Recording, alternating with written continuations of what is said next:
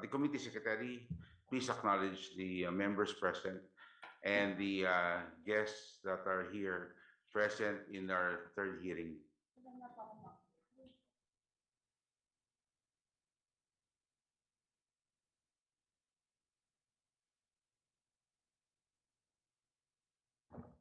Good morning, Mr. Chairman, and to our honorable guests and House members. In today's meeting, we have the following members in attendance. We have Vice Chairperson Johnny T. Pimentel.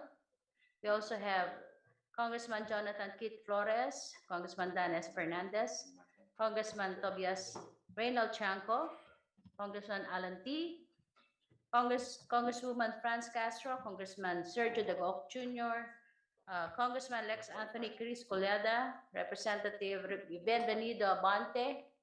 We also have Congressman Joseph Gilbert Violago, Congressman Ino D., Congressman Agustina Pancho, Congressman Paul Daza, Congressman Raul Daniel Manuel, Congressman Margarita Nograles, Honorable Congressman Richard Gomez. We also have Congressman Ramon Rodrigo Gutierrez, and Your Honors. We also have Congressman Howard Ginto and Congressman Paduano. Thank you. Recognized. We now proceed to the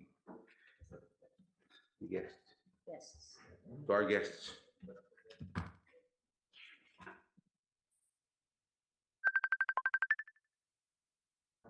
For our resource person, we have the following invited guests today from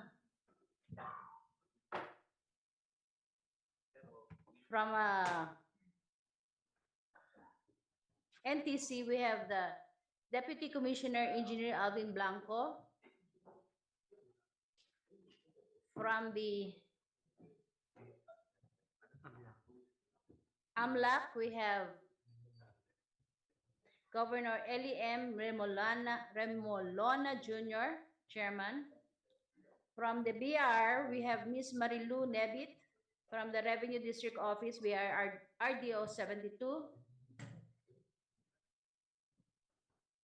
From SEC, we have Attorney Romuald Padilla, the General Counsel. We also have from KBP, Attorney Rudolph Bularbal. From the SMNI, we have the President, Mr. Marlon Rosete, Ms. Hannah Jane Sancho, a member of the board, Ms. Cristina San Pedro, member of the board, Ludovia Ayang, the treasurer, Ms. Loris Nepomuceno, the corporate secretary, and the executive pastor, Brother Marlon Acobo. From the NLRC, we also have the presiding commissioner for the public sector, 3rd Division, Mr. Victor Avicilia. And from COA, we have here the representative, Isaiah Reynoso. Your Honors.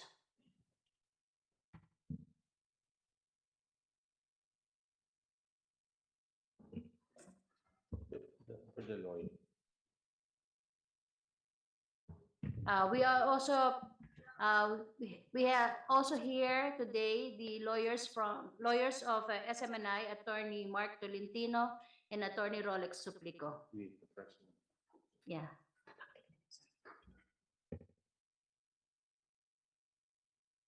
Very much, ComSec.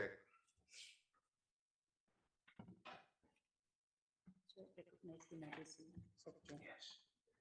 I think you forgot another House official, ComSec. Yes, sir. We have also in a panel our Secretary General, Honorable Reginald Velasco. Which of those invited? Yes, sir. As resource persons. Thank you. Dearest colleagues, invited guests, resource persons, and to the Filipino people watching our proceedings today. Magandang umaga po sa inyo lahat.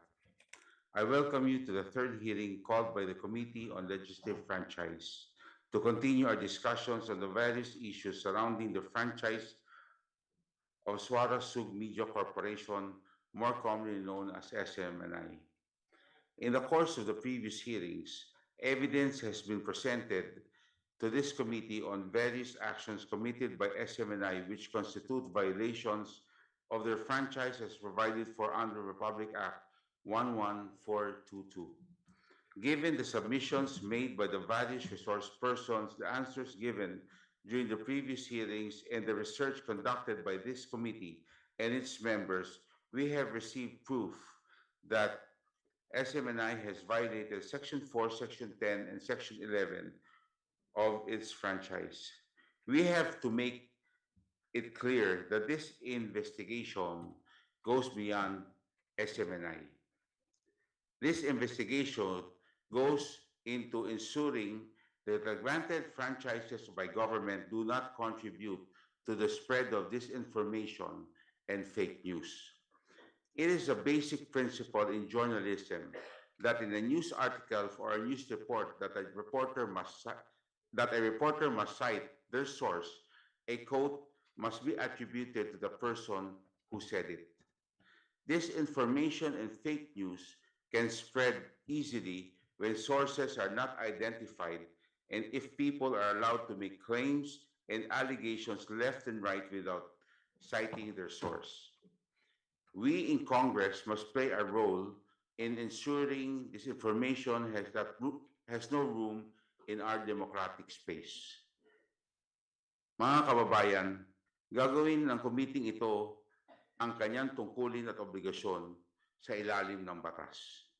This committee has a responsibility to ensure only entities who serve the public interest and who have the good and welfare of the Filipino people as their priority should have the privilege of a franchise and the benefits which flow from the franchise.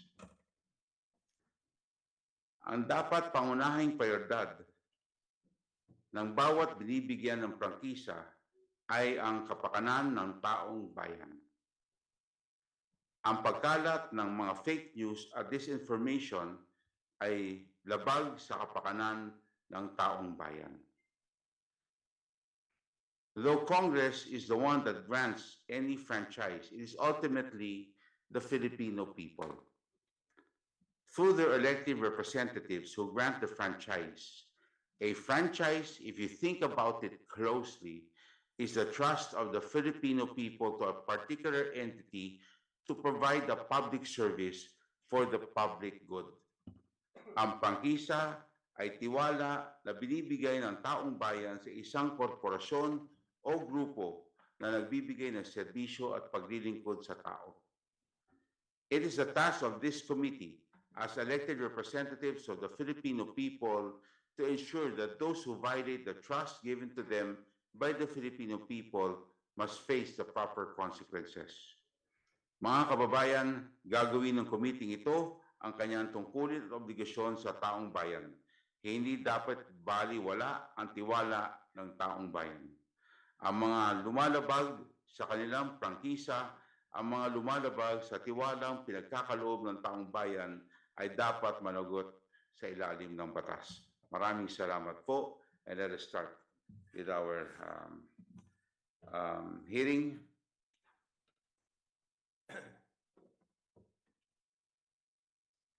The first item on the agenda is the continuation of the deliberation of the following referrals. Privileged speech of Representative Dan Fernandez. Huh? No, this is wrong. David J.J. Suarez. Masyado akong bilib kay Dan Fernandez. Sabi ko, Dan Fernandez.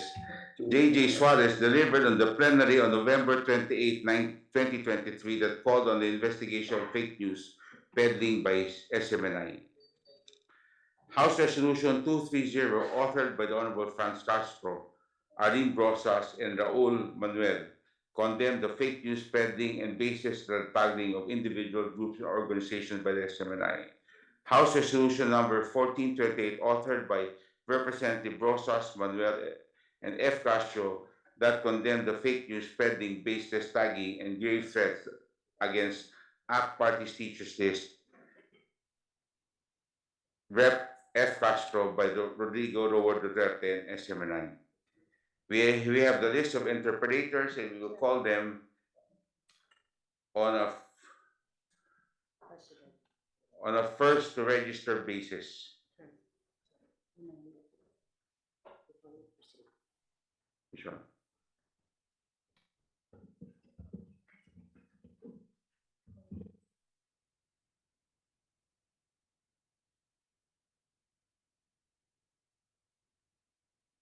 We also have the House resolution, a resolution urging the National Telecommunication Commission to suspend the operations of Swara Sub Media Corporation, operating under the business name Sunshine Media Network, for violating the terms and conditions of its franchise under the Public Act number 1422, sponsored by the Honorable Margarita Attorney Migs B. Nograles.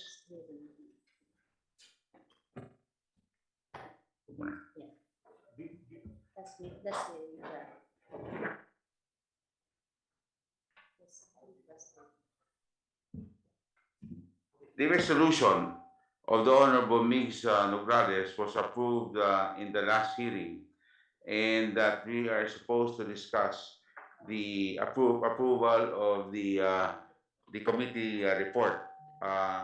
Who would like to speak for this particular measure? The chair first will recognize the Honorable Toby Janko. Silence is requested. Yes, Mr. Chair. May I be allowed to show a screenshot on our screen? Please. Please dim the lights if needed on the portion of the, yeah. Pwede pong lakihan, Comsec. Okay. This is a social media post from SMNI, and I will read it. SMI News collabs with CGTN. CGTN, Mr. Chair, dear colleagues, is the China Global Television Network, which is one of the three branches of the state-run China Media Group. So, ibig sabihin, yung CGTN, yan po ay pag-aari ng gobyerno ng China. SMI News and China's state TV, CGTN, are poised to establish partnerships to facilitate the dissemination of information. The collaboration aims to enhance the exchange of news and promote a deeper understanding of current affairs between the two media organizations. By working together, SMI News and CGTN will deliver comprehensive and reliable news coverage to their respective audiences. The initiative underscores the significance of international cooperation in sharing diverse perspectives and fostering a more informed global community. The meeting between the executives of the two networks took place in Beijing, China. Mr. Chair, the reason why I'm bringing this out, because this is very dangerous, no? Kung ang isang franchise holder ay may cooperation o collab with the Chinese government, state-owned o pag-aari ng gobyerno ng China na media network, eh alam naman natin ang nilalabas ng China ngayon, lalo na sa West Philippine Sea, ay puro kasinungalingan. So ano magiging epekto nito, ang tanong, doon sa binigyan ng prangkisa ng Kongreso? At ang isa pang mahalaga dito, Mr. Chair, please allow me to show naman a video clip from the last hearing.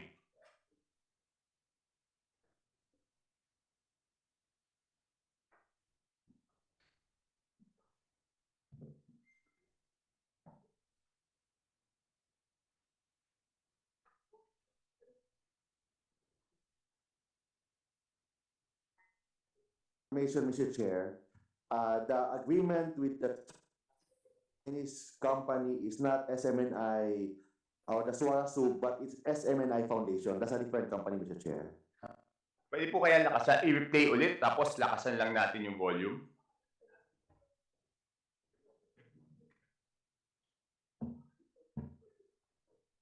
Based on my information, Mr. Chair, The agreement with the Chinese company is not SMNI or the Suara Soup, but it's SMNI Foundation. That's a different company, Mr. Chair. Okay, Mr. Chair, paano po natin ma-reconcile? May we ask the representatives of SMNI, how can we reconcile this? Doon sa social media post nila ang nakasulat po.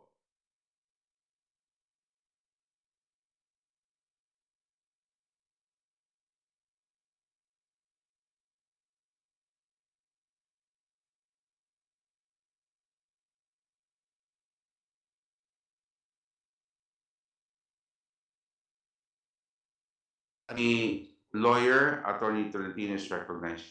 Thank you, Mr. Chair. Para aplauso po sa lahat, iba yung agreement ng SMNI with CGTN, iba naman yung SMNI Foundation with China Embassy Partnership. With China Embassy Partnership and SMNI Foundation, I have with me a memorandum of agreement with the Embassy of the People's Republic of China and SMNI Foundation. This is with respect to the basketball court financed by the embassy in Davao City and Dagami, Leyte. This project is part of Chinese embassy's initiative for people-to-people exchanges with the Filipino community. Iba po yun. But with respect to SMNI and CGTM, this is with respect to the collaboration of SMNI and China State TV, CGTN, following the executive meeting in Beijing, China, last July 2023. The partnership of SMNI and CGTN will allow both parties to share only news videos that can be aired in its platform. CGTN has correspondents in different parts of the world, and through this partnership, they can also report SMNI, especially in international breaking news. On the other hand, SMNI will provide packaged news coverage. This is similar to the practice when subscribing to other international news agencies, such as Reuters, Associated Press, CNN, Mr. Chair, and Mr. Chair. The before Attorney Tolentino continues his statement, I just would like to remind him he's under oath. And therefore, he must speak the truth in this committee. Because if not, I'll be compelled to move to make a motion to declare him in contempt of this committee. Thank you very much. Chair, Mr. Chair. Yes, before we let Attorney Tolentino continue, I think in that meeting, if I recall correctly, we can ask the stenographers to check the records of the meeting. Hindi po niya sinabi that there were two separate agreements. Ang tanda ko po, ang sinabi niya, walang agreement yung CGTN with SMNI News at isa lang ang agreement na yun po ay yung sa Chinese Embassy at SMNI Foundation. Pero ngayon po, sinasabi po niya, dalawa po yung agreement. So please, to our stenographers, kindly check kung tama po yung recollection ko doon sa meeting na yon. Kasi yun po ang tanda ko. So magkaiba po yung sinasabi ngayon na dalawa yung agreement, magkaiba rin yung sinasabi noong nakaraang hearing na isa lang po yung agreement. Kapatid, So, pero habang ay sinecheck po nakikipag-communicate ng na sa ating, China and this is the ang mabuti lang po, evidence. humingi na lang po tayo yan. ng kopya ng Ako po. agreement na Mukhang mainit to ha. Please don't forget to like this live CGTN. streaming ha mga But kapatid. still, before the end of the meeting, I would like to read the transcribed version so that we will know if he really said that there were two o ang sabi niya doon sa meeting na yon ay isa lang po yung agreement. That's all, Mr. Chair. Mr. Chair, to expedite the situation, no, Mr. Chair. There was a request by the Honorable Chanco for copies of what you are reading, those two. May I ask the page to please get a copy of what Attorney Tolentino I have with is me, reading?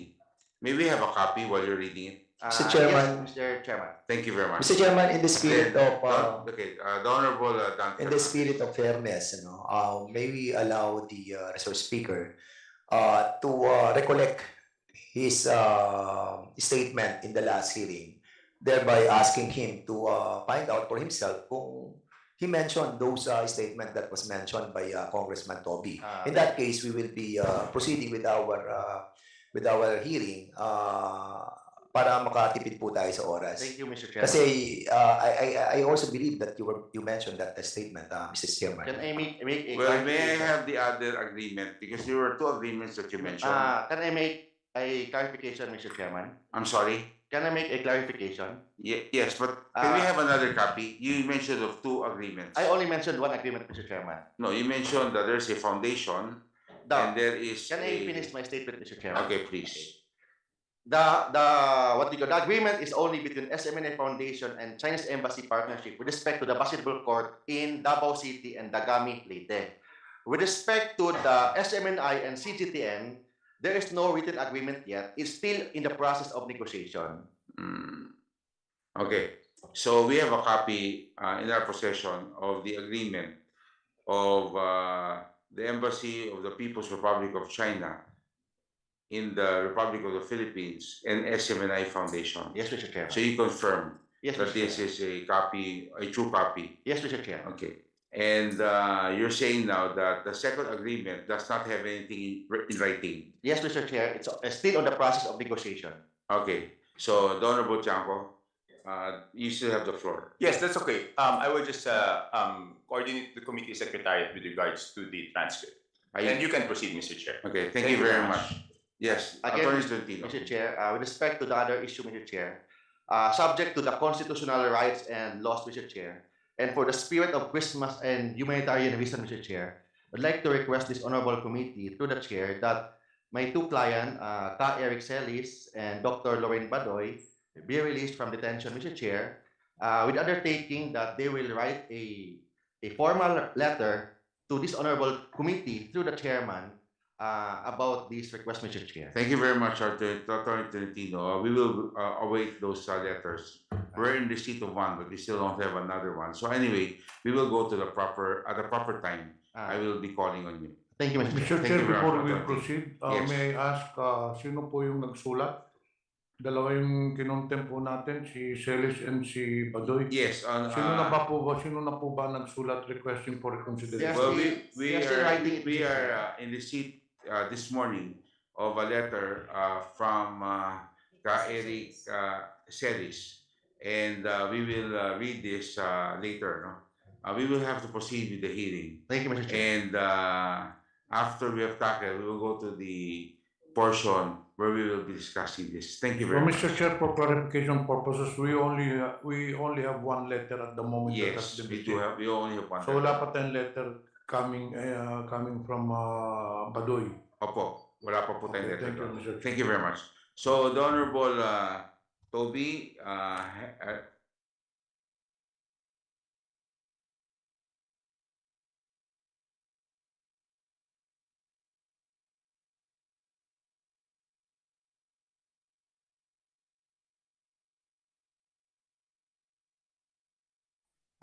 Client has to be released on the issue of constitutional right. I'd like to remind him that what we're doing here is also our constitutional right. Yes, Sorry, sir. Tolentino. We agree with that, Mr. Chair. And therefore, you ought to reform your request. Yes, Just look, if you're telling us that they have their own constitutional, we have our own also here. We And what agree we're with that. doing right now is our constitutional right. I'd And like to therefore, you reform- ought to reform your statement. Yes, Mr. Mr. Chair. Chair. Can I reform my statement, Mr. Chair?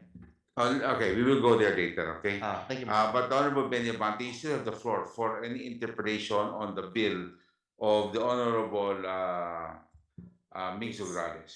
Mr. Chair, what I just would like to raise is that I think Madam Badoy made a statement that the House of Representatives is infiltrated with the communist elements. I know that they can be able to answer it. Perhaps our lawyer here could be able to answer that. Why did she make that statement? That's why, Mr. Chair, if our request will be granted, they're willing to answer that, Mr. Chair, because they have personal knowledge about that question, Mr. Chair.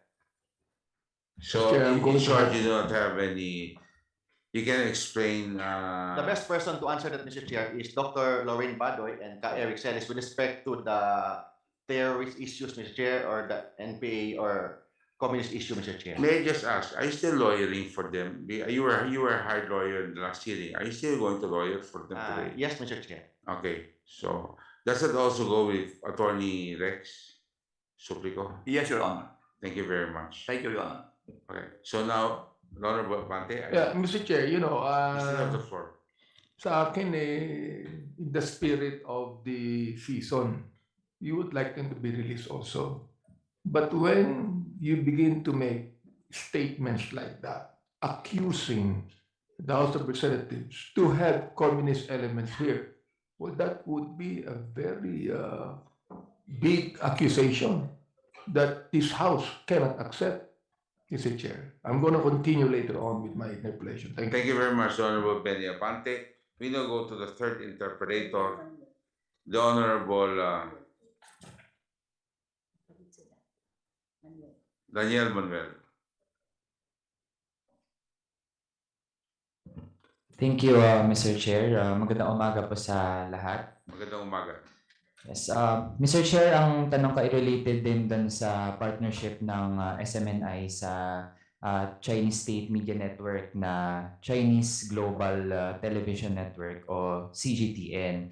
Mr. Chair, may ipapa-flash po sana tayo na ilan sa mga na-observe din natin regarding this partnership kasi meron pong isang tweet ang account na SMNI News sa platform na X, which is formerly Twitter, announcing this deal. Ang sabi po dun sa tweet, at kung maaari po ay may flash din ito, and I quote, "Isang partnership deal ang nakatakdang isapinal sa pagitan ng SMNI News at ng China Global Television Network or CGTN para sa pagbabalita." End of quote. Tapos Mr. Chair, sa ilalim po nun ay yung link sa website ng SMNI News. That would be smninewschannel.com. Ito po ay na-tweet noong July 18, 2023. Ayan, may flash na po ba natin? Sige, while naantay po natin, Mr. Chair, para din na-explain ko ang nilalaman nitong nakita po natin. So, part po ng tweet ay yung link. So, kung i-click po yung link, dapat makikita ang news item ng SMNI to further explain ano ang partnership deal.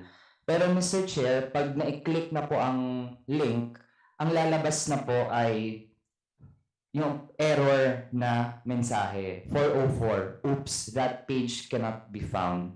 So Mr. Chair, may we know bakit po hindi na makita ang ganitong web page sa smninewschannel.com?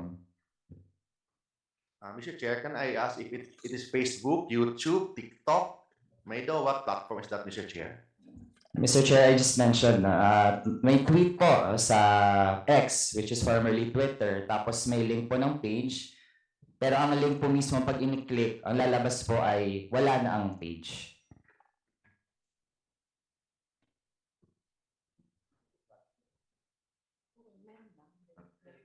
To the best of my knowledge, Mr. Chair, the Facebook, the Twitter, YouTube, tinanggal nila ang SMNI, Mr. Chair.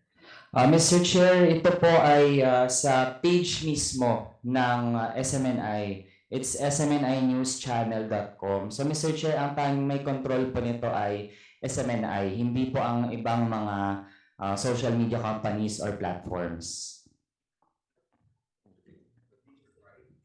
If I There's can someone Sorry. who can answer this correctly. Please introduce yourself and what position do you hold? I'm Christina San Pedro, Mr. Chair, a part of the BOD, but also involved in operations at SMNI. Please, Thank you. please Mr. Chair. answer. Okay. Maybe the Honorable Raul Manuel was saying, the link that he was saying was because most of our videos on our website before was hosted by YouTube, and since our YouTube Mr. Chair, allow me to channel was interrupt. Hindi po connected ang inyong website sa YouTube. Mr. Chair, kasi baka malito po ang committee na ito dahil again, ang website po na ito ay mismo nasa news channel or ibig sabihin, nasa website mismo ng SMNI and no other entity has control of that website except SMNI. So, ibig sabihin, Mr. Chair, kung na-take down ang page na ito, it would be SMNI that took it down. So, ang tanong po natin, bakit hindi na available ang ganitong news item which is supposed to explain that tweet regarding the partnership of SMNI and CGTN? If I may, Mr. Chair.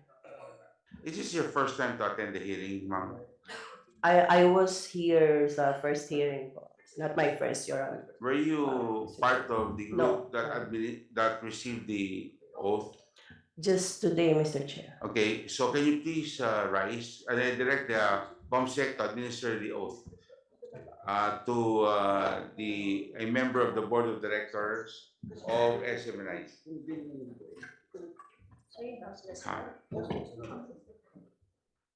Please stand and raise your right hand. Kung sino po nandito na naimbitahan na galing po sa SMNI na bagong imbita, please sabay-sabay na po kayo tumayo. May I call on Miss Hannah Jane Sancho, Miss Cristina San Pedro, Miss Ludivia Ayang, Miss Loris Nepomuceno, Brother Marlon Acobo, and from the AMLAC we have Governor Eli Remolana. From the NLRC, may I ask Mr. Presiding Commissioner Victor Abisilia. And from BIR, Ms. Marilu S. Nebit to take the oath. Please raise your right hand.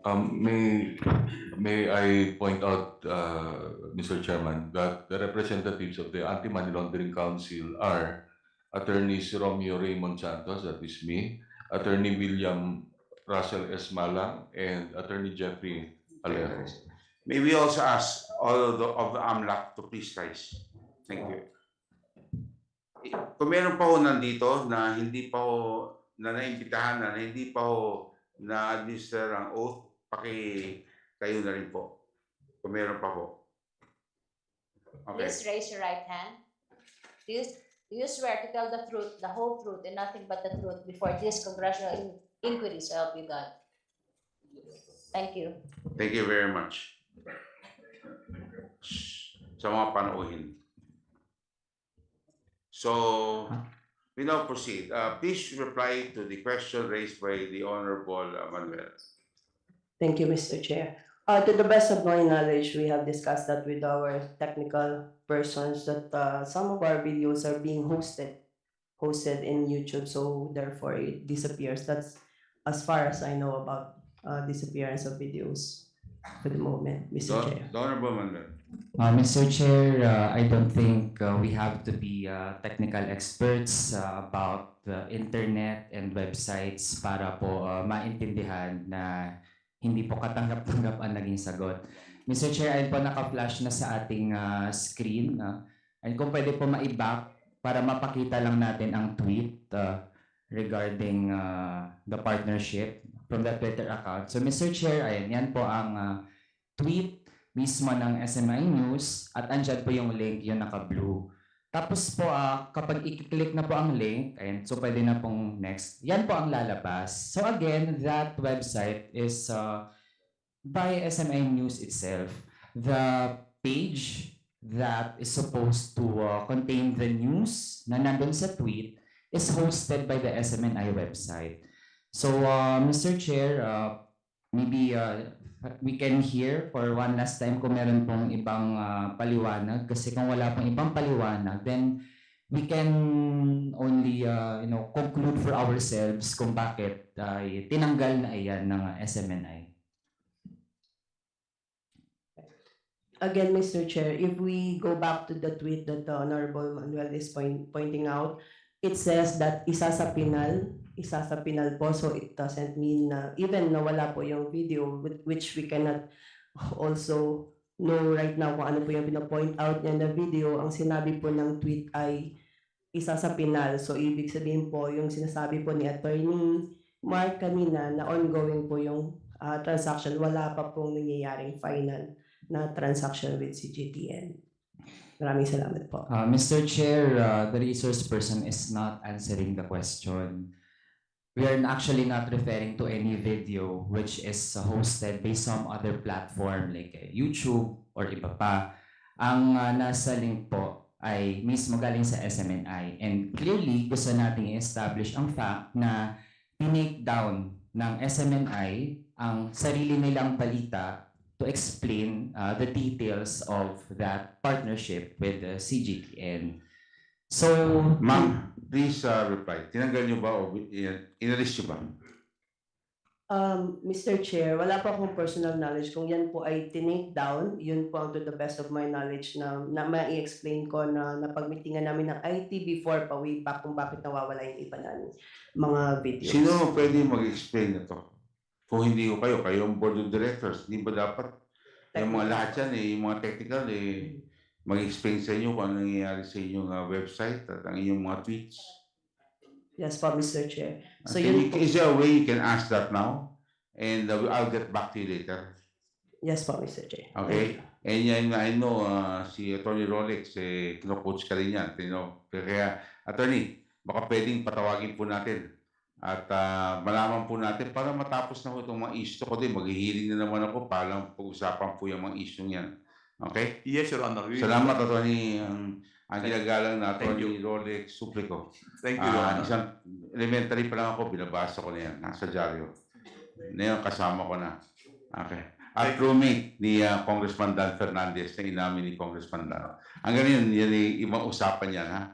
Kung ano pong, at saka may relationship yun, binanggit mo, no? So, babanggitin natin. Gusto ko malaman ang klase relationship yan, Kong Dan. Okay. We now proceed.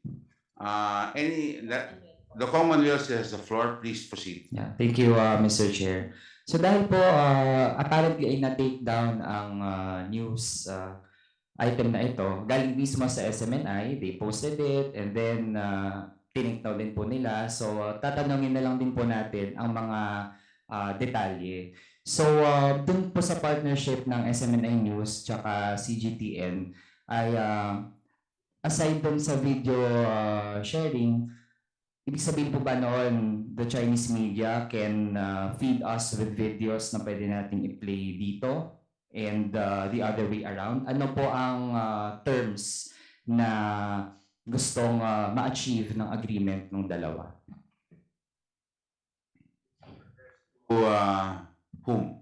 To anyone po, Anyone. SMNI. Yes, ma'am. Kayo pa rin.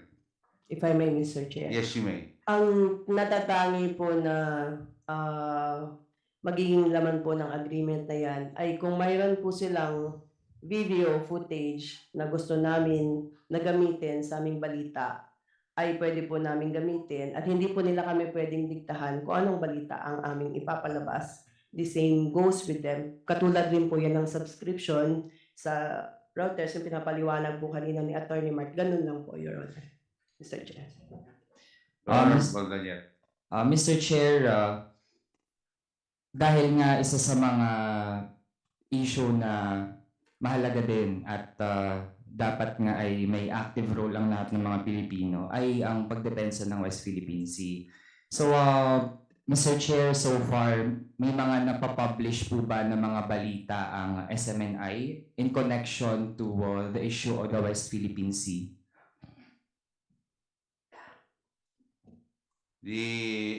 Ma'am, who will reply? Yes, please state your name. Good morning, and sir. position. Hannah Sancho, SMNI po. Member po ng BOD and kasama din po sa operations ng SMNI. Kung ano po yung mga balita po na nakukuha ng mga reporters namin with regards po sa issue po ng West Philippine Sea ay binabalita po namin po. So, Mr. Chair, how often ang coverage ng SMNI regarding what is happening in the West Philippine Sea? Please proceed. Your Honor, Yes, please reply. whenever magkakaroon po ng press conference na pinapatawag po ang Department of Defense or Philippine Coast Guard in relations po sa West Philippine Sea, meron po tayong reporters po na nagko-cover and binabalita po nila on the same day po. May mga big reporters po tayo sa Defense, sa PCG po, lahat po ng areas na may concern po sa West Philippine Sea. Mr. Chair, would SMNI agree na ang West Philippine Sea ay bahagi iyan ng teritoryo ng Pilipinas? Yes, Who will reply? Attorney Tolentino. yes, Mr. Chair, we agree that West Philippine Sea is part of the Philippines.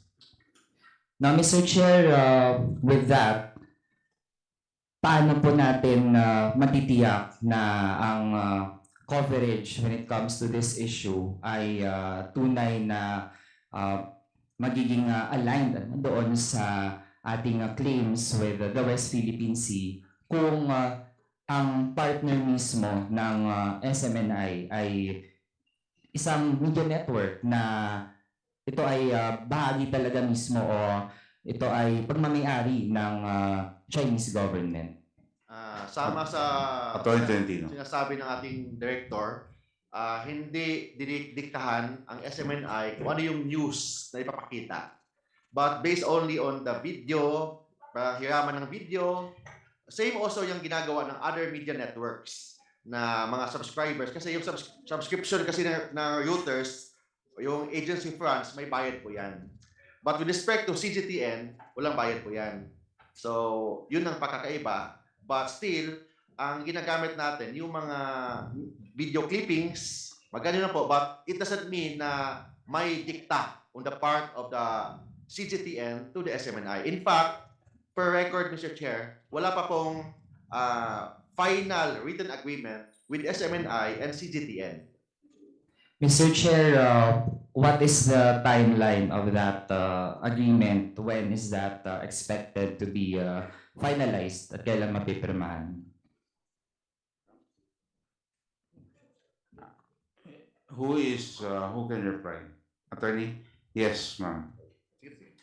Thank you, Mr. Chair. For now, wala pa pong timeline itong mga usapin na ito sapagkat lumalalim po ang ating usapin sa West Philippine Sea.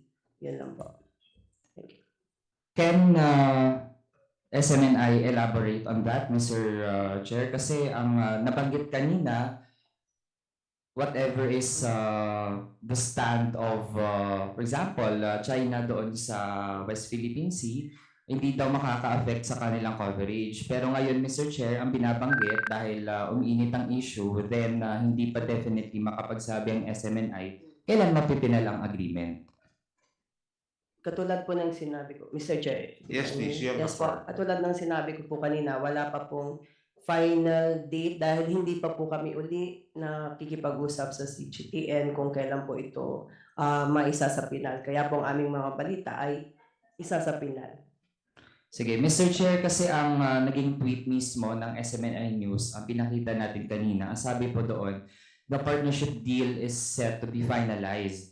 And ang date po noon ay July 18, 2023. So Mr. Chair, ilang buwan na rin ang lumipas, kaya I think it is timely for us to ask, no? Kasi nga ang involved dito ay ang patuloy na operations ng SMNI, and we have the right to know kung kailan talaga ma-finalize ang ganitong agreement, kung ito naman ay titindigan talaga ng SMNI na matuloy.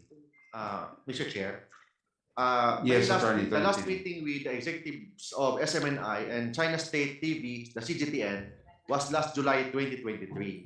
But still, we are still in the process of negotiation. It's not yet final. Hopefully, as soon as possible, as long as wala pong ma-violate na law ng ating batas, we will agree. But assuming na may violations of the law, we will not sign any agreement with the TV CGTN.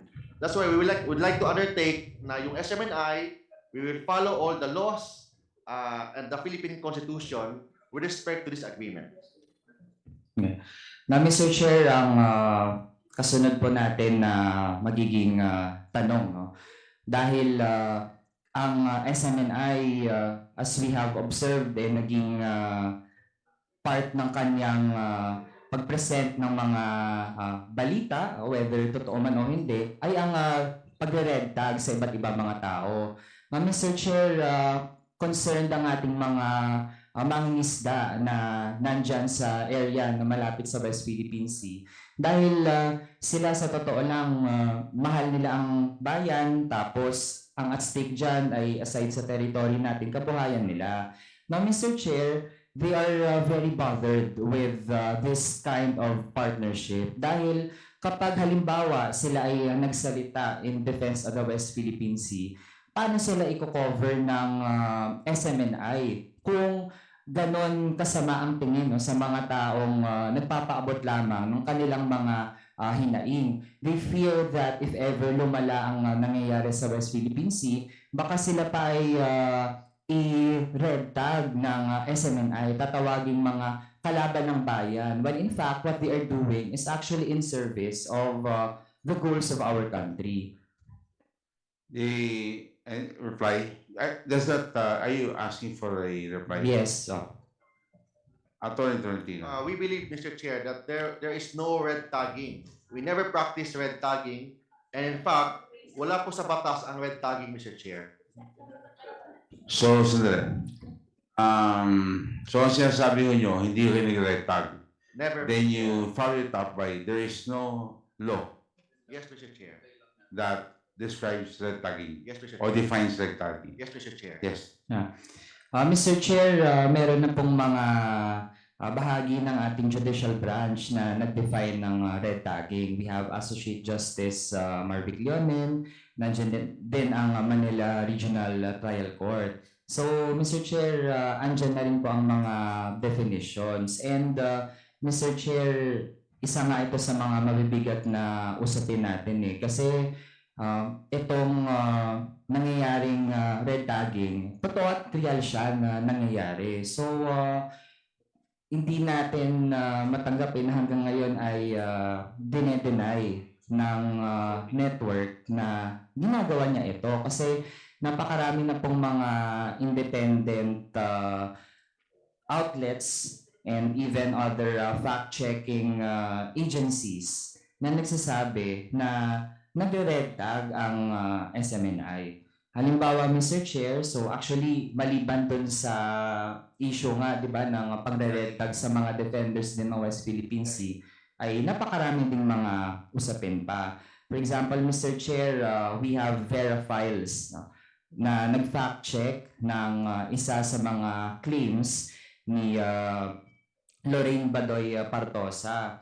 Ang sabi po nila ay for example, we have Jonathan De Santos na isang officer, actually chairperson ng National Union of Journalists of the Philippines, Mr. Chair.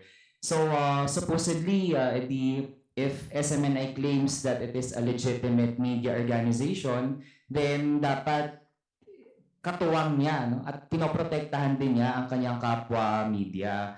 And right now, they are even appealing to other media outlets to defend its freedom of expression. Pero Mr. Chair, inabuso ng SMNI ang kanyang freedom of expression to the point na pati media ay nire-red tag nila. So, Mr. Chair, meron po ba tayong resource person mula sa, for example, media practitioners natin?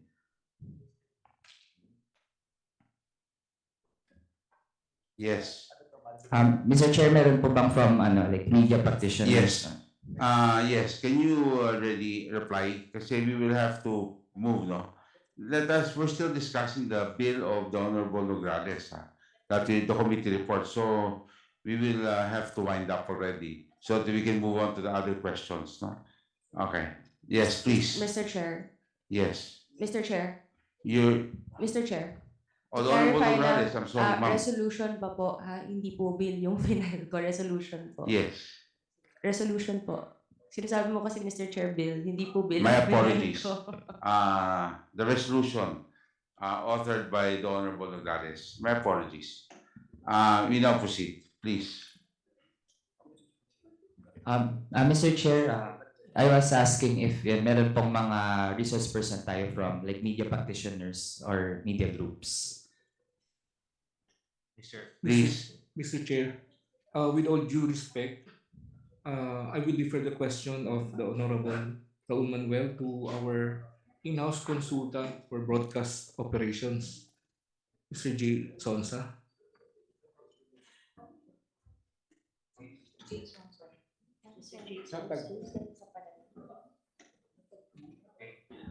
We have in our presence to represent SMNI, Mr. J. Sonsa. You have the floor, sir. Maraming salamat po, Mr. Chairman. With respect to the things that were explained by the Honorable Congressman from the party list. Yes, sir. For as long as there is a jurisprudence and there is an approved law which is pertaining to red tag, I'm sure any and all media practitioners will follow it. In the meantime, that there are no laws, or what he was mentioning were independent opinions of some associate justices. Mahirap pong pangunahan namin ang mga ating Supreme Court, ang House of Representatives, ang Senate, na gagawa kami ng bagay na hindi naman naayon as we were simply, if there are, kung meron po kayong naisip na na-red tag kayo, perhaps it was simply because there were descriptions which were pronounced by the very Anti-Terrorism Council. But it is not because it was a personal or a network practice to red tag you. Pero tinitiyak ko po sa inyo, kapag may batas na bawal yung ganon, susunod po kami. Maraming salamat po. Mr. Chair, to respond and to wind up, we have three branches of government.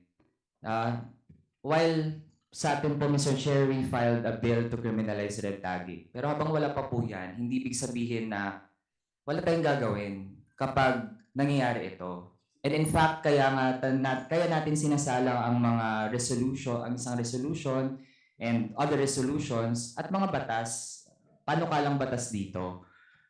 Dahil gusto nating mapanagot ang mga actually supposedly nasa media, pero sila din ay nasa forefront ng red tagging, na ang batayan nito, Mr. Chair, ay maraming kasinungalingan. Kasi napakadaling maghabi ng kasinungalingan. We can have 1,000 versions of lies. Pero ang katotohanan kasi, Mr. Chair, nag-iisa lang yan. At yan ang mahirap na gawin. At yan ay dapat ipagkatiwala natin sa mga credible media organizations. And as we can see right now, SMNI is a huge exception. Hindi lamang sa journalistic standards, pero sa paano ina-uphold ang katotohanan, Mr. Chair. Kaya with that, given the detrimental effects of what SMNI is doing, hindi lamang sa mga kababayan natin na nagpapahayag, mayroong mga advocacies, pero may implications na rin sa national sovereignty natin, Mr. Chair, with this partnership na as we can see, parang hindi nga rin talaga lubos na madepensahan dahil tinake-down pa ang sarili nilang news item. So that's why kailangan talaga, Mr. Chair, merong managot doon sa mga maling ginagawa. That would be all for now. Thank you, Mr. Chair. Mr. Chair.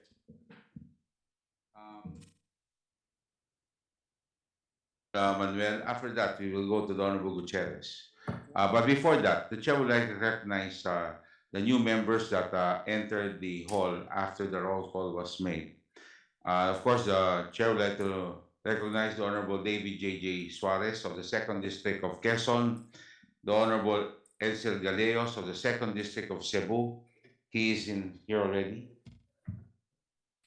Of course, I saw the Honorable Jervy Luistro of the 2nd District of Batangas. Welcome, ma'am. The Honorable Daphne Lagon of the 4th District of Cebu. Welcome to my neighbor. The Honorable Jeff Ponghun, the 2nd District of Zambales. To the equally good-looking representative of the city of Parañaque, the Honorable Congressman Edwin Olivares. Thank you for coming.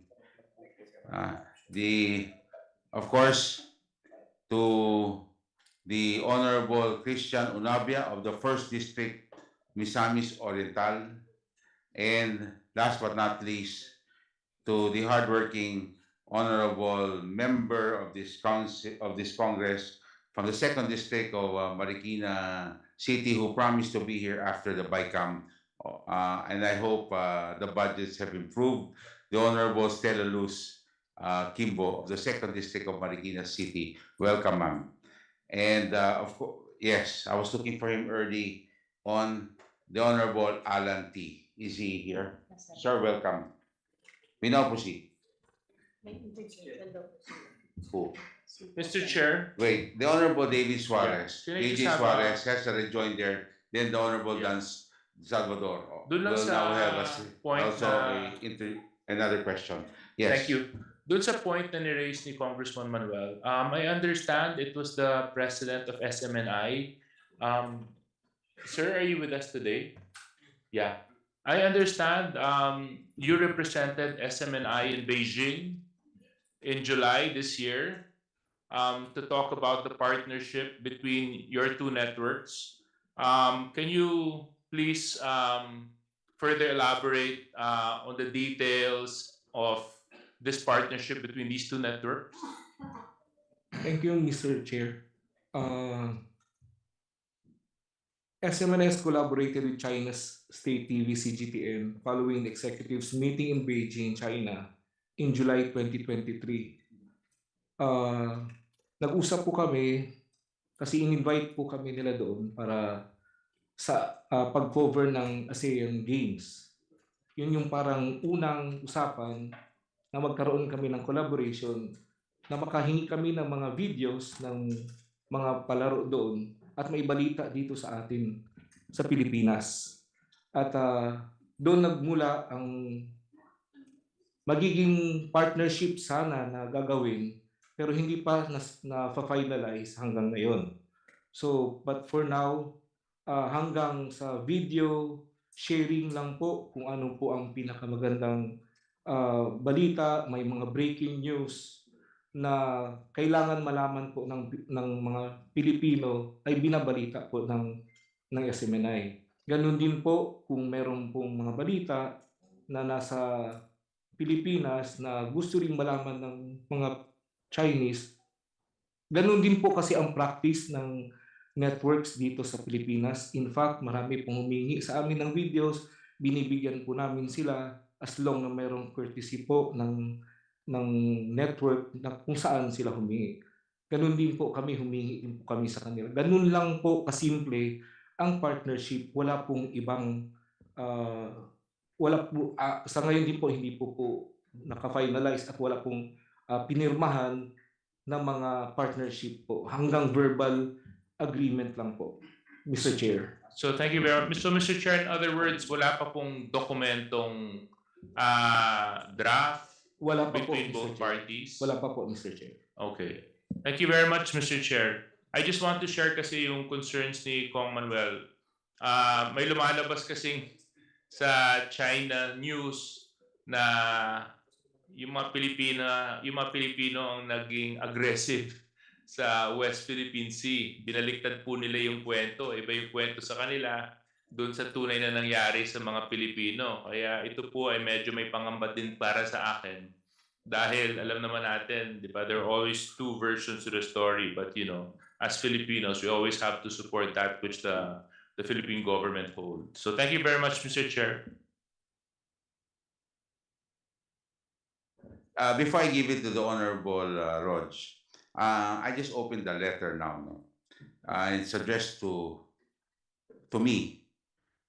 This is response to a December 6th invitation for your committee for me to appear on a hearing at its hearing on December 11 at 11 o'clock a.m.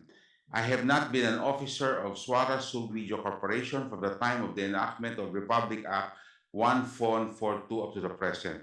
Hence, I must respectfully send my regrets for my absence in the hearing today. Sincerely, Pastor Apollo C. Kibuloy. Do you confirm that he is not an officer since the renewal of the franchise in 1919? 2019. The Honorable Mr. President, Mr. Rosete, hindi po ba opisyali siya post? Kasi inimbitahan namin sa hearing niya na ito si Pastor Kibuloy. Mr. Chair, hindi po, Mr. Chair. So, but he owns, may shares po siya sa kumpanya. Establish po natin yun. Correct na. Yes, Thank you, Mr. Chair. yes, Attorney May I be recognized? Suplico, you're recognized. Your Honor, in 2018, Pastor Apollo owned 1.5% of the stock holdings of Suarasu Media Corporation. But sometime in 2021, 2022, he donated his shares to the cooperative, which is now reported, which is now in the cooperative is now listed as a stockholder of Suarasu Media Corporation as of the filing of the 2023 amended GIS. When did, in 2020, wala na po ba si Pastor Kibuloy? 2020, he was still a stockholder. Officer? No, not an officer, Your Honor, but a stockholder. Yes. As to 1.5%. Correct. 2023 siya nawala eh. 2020, sometime in 2022, Your Honor. Okay. So, kaya nga, pag report sa 2023, wala na po yung pangalan niya. That's correct, Your Honor. And he has 0 shares in SMNI or Yes. Suarasu? At the moment, yes, Your Honor. No shares? No shares at all. Okay, under his name? Yes, Your Honor. But if he is a member of the cooperative or any other company, then he could still have his shares. He is correct? not a member of the cooperative, Your Honor. He's not also a member. That's He's not correct. also a director of any of the other corporations that are involved in the Seoul. How about the Seoul Corporation? Yes, Your Honor, he is not. He's not. Yes, Your Honor, he is not. So in any form, shape, or manner, he is not an owner. That is correct, Your Honor. Okay. Are you feeling better now? Because last hearing, you had to run to the clinic. Are you okay? Well, I'm monitoring my BP, Your Honor. Okay. So I hope you're okay. Mr. Chair. Thank you, Your Honor, for the Thank you. concern. Yes. Just a short Yes, the interjection. Honorable Kimbo. Yes, in the last hearing, I made a manifestation that based on the GIS, Mr. Apollo Kibuloy was listed as ultimate beneficial owner. I believe until 2021. So can we hear a confirmation Well, they from Attorney Suplico? Cons- Maybe the question is, until when was he the ultimate beneficial owner? Okay. Attorney Rolex Suplico. Your Honor, I'm holding a copy of the amended GIS for 2023. In the last, he is not a stockholder of record That's as of this time, Your Honor. no earlier, sir. So the question is, until when was he ultimate beneficial owner? So the GIS that I read in the last hearing were, I believe, 2021 and 2022. So ang pinakita po natin was a change in ownership or change in UBO from 2021 to 2022. So sa pagkakaalala ko, as of end 2021, siya po ang nakalista na UBO. Let me check the record, Your Honor. I Mr. wanted to Chair. speak Okay. based on the record. Can you, I'll go back to you, no? Attorney Suplico. Thank you, Your On Honor. 2 points. One, yung kanina sa IT, the turning down of who put down the page, and this issue raised by the Honorable Kimbo. You have to validate also because the documents held by the Honorable Fernandez says hanggang 2020, but your answer to me earlier was 2022. So we would like to know a clear response under oath on this issue. The Honorable Francisco, the Honorable Ramon Gutierrez is recognized. Oh, I'm sorry. The Honorable Franz Castro, then the Honorable Ramon Gutierrez. Thank you. Mr. Chairman, point of order. Yes. What is the point of honor, the Honorable Dan Fernandez? Isn't it the policy of the rules of the this committee to have a alternate on the Yes, asking my of apologies, questions. the Honorable Dan Fernandez, because I'm just following the list of, as I stated earlier, it's the first to register will be acknowledged. Don't get me But wrong, don't want to yes, undermine okay. the minority, Yes, you know, but it is yes. the policy of this Yes, so committee I to have will, an alternate. yes, I would like to give way first to Honorable Franz Castro. Then if the the Honorable Gutierrez will give way to you, then we will go for it, okay? Kasi As a yung- senior member Kasi of the, ibang majority, kasi majority are also because waiting for they, their turn. yeah, but you will have to put your name. Yeah. Because, you know, if you're not in the list, then I will not be able to determine who's majority and minority. Like, you know, tiyo ko po yan, kaya kaya ko pong sabihin yun. The Honorable Franz Castro is recognized. Thank you, Mr. Chair. So ito dapat tatanong ko nung second nung Inusin second committee hearing, the rundown of the different cases filed against Lorraine Badoy and also to Lorraine Badoy. Okay? Siguro ang unang tanong ko po, Mr. Chairman, si Attorney Tolentino po ba yung attorney din or counsel po ni Lorraine Badoy sa lahat ng kaso? No, Mr. Chair. I've only engaged with respect to this hearing, Mr. Chair. Okay. So thank you po no. Siguro for the for the information ng ating ng ating committee, ira-rundown ko lang po yung ilan sa mga red tagging na ni Lorraine Badoy na nakasampa na ngayon doon sa iba't ibang mga complaint na in relation din po doon kay Representative Pimentel last time. So nung April 9, about kay Maria Ressa, yung April 19, 2022, this administrative complaint filed by the Office of the Ombudsman, violation of Section 4A of the Code of Conduct and Ethical Standards over malicious and defamatory posts and articles against journalists. So Ressa listed as at least 9 instances when Badoy branded her as an enemy of the state using his verified Facebook page or through official websites. So Badoy had also falsely declared Rappler as an ally and mouthpiece of the CPP-NPA. So ito po yung isang kaso. Pamilyar po ba kayo doon sa program? I have no personal knowledge with respect to that case, Mr. Chair. So wala kayong no. So next, Mr. Chair,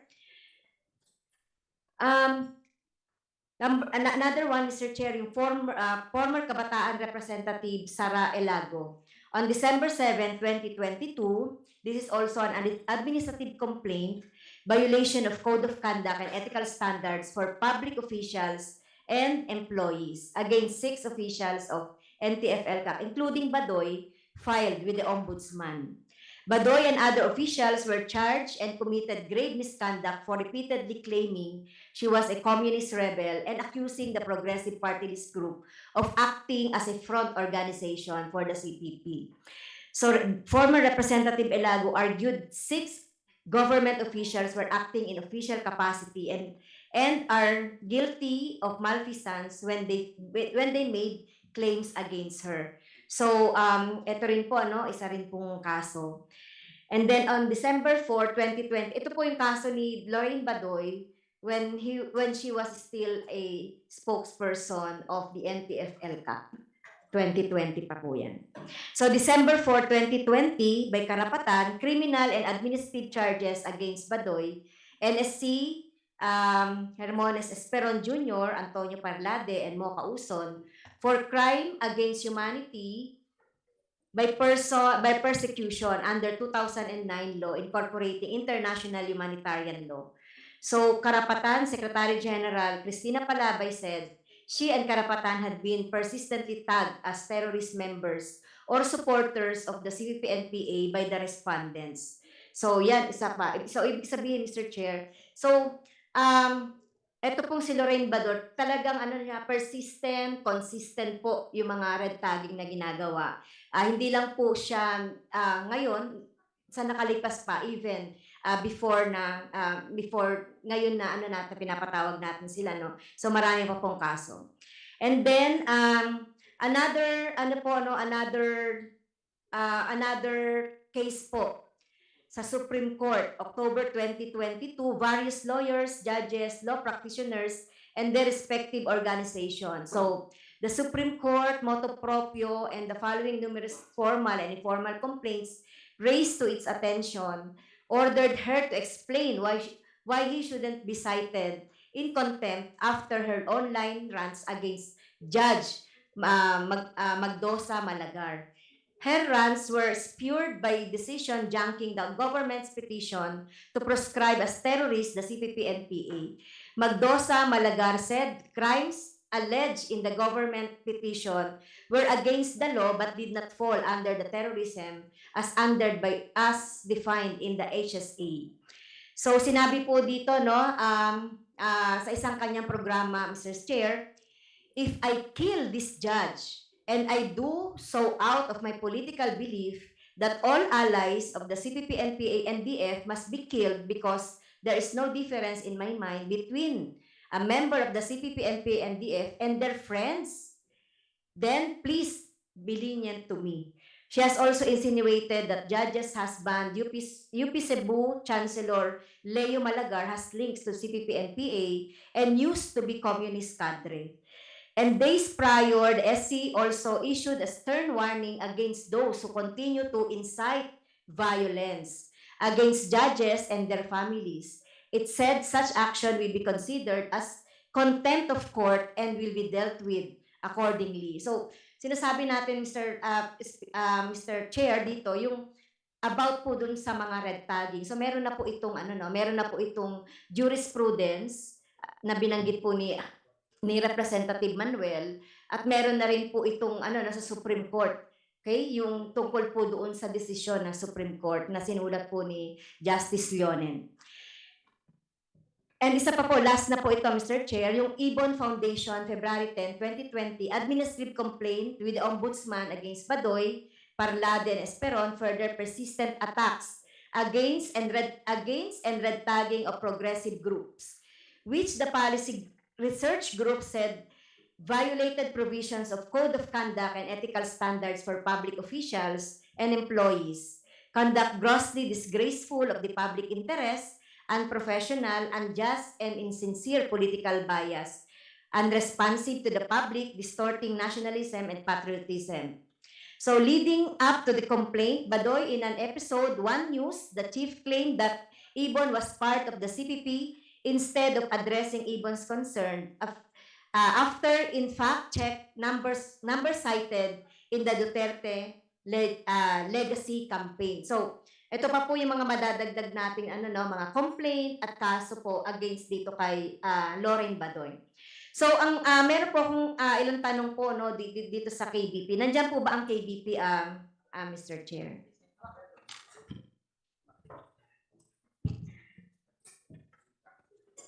Yes, meron pa po akong mga ilan pang question po.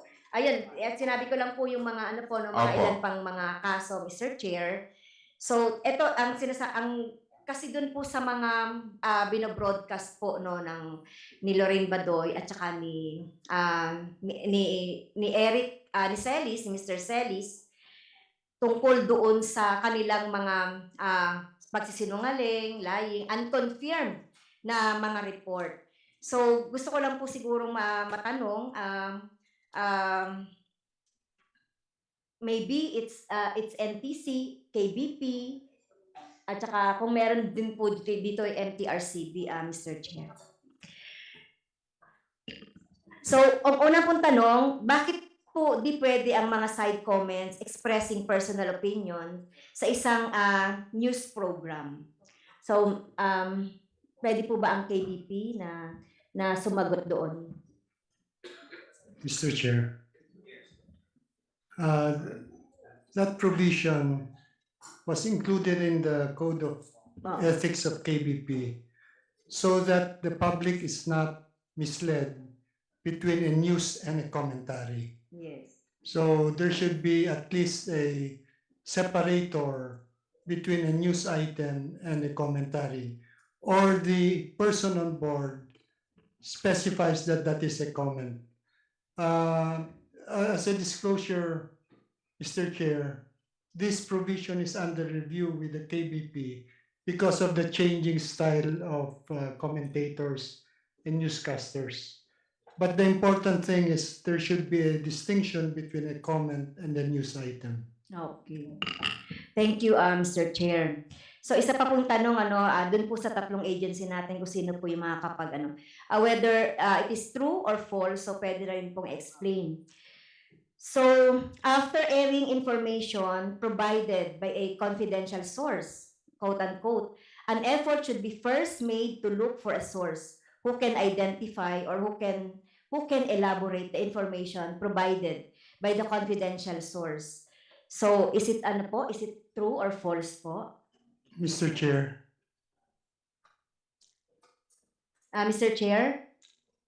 may I be allowed to answer the? Yes, please. It is good practice to have independent verification.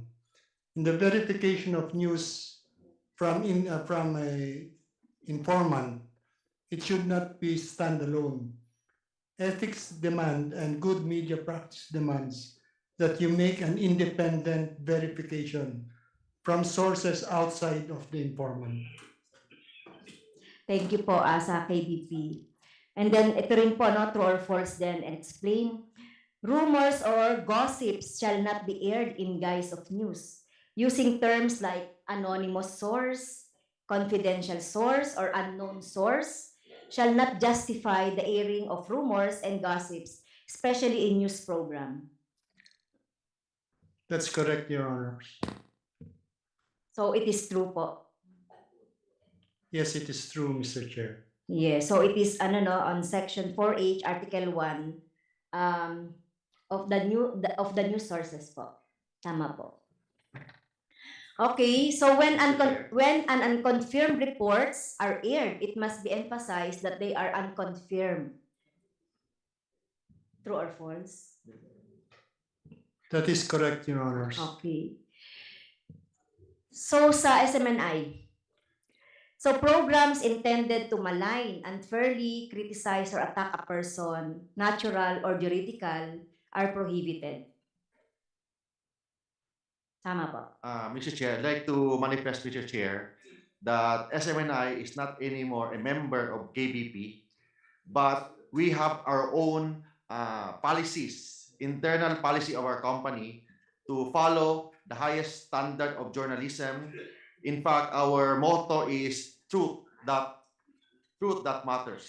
So that is our motto, Okay, Mr. so Chair. ibig mo sabihin kung hindi ka member ng KBP, so your program can malign, unfairly criticize, or attack a person, natural or juridical? No, Mr. Chair. So, No, Mr. Chair. dahil hindi na kayo KBP, sabi mo eh. So ang tanong ko kanina, is it true or false? Programs intended to malign, unfairly, etc. Sinabi mo dahil hindi ka na member. No, Although it is in the section 2 article 4 on personal attack. Even though, Mr. Chair, that we are not part anymore of KBP, we have our own standard of journalism, Mr. Chair. Okay. Mr. Chair? Interjection.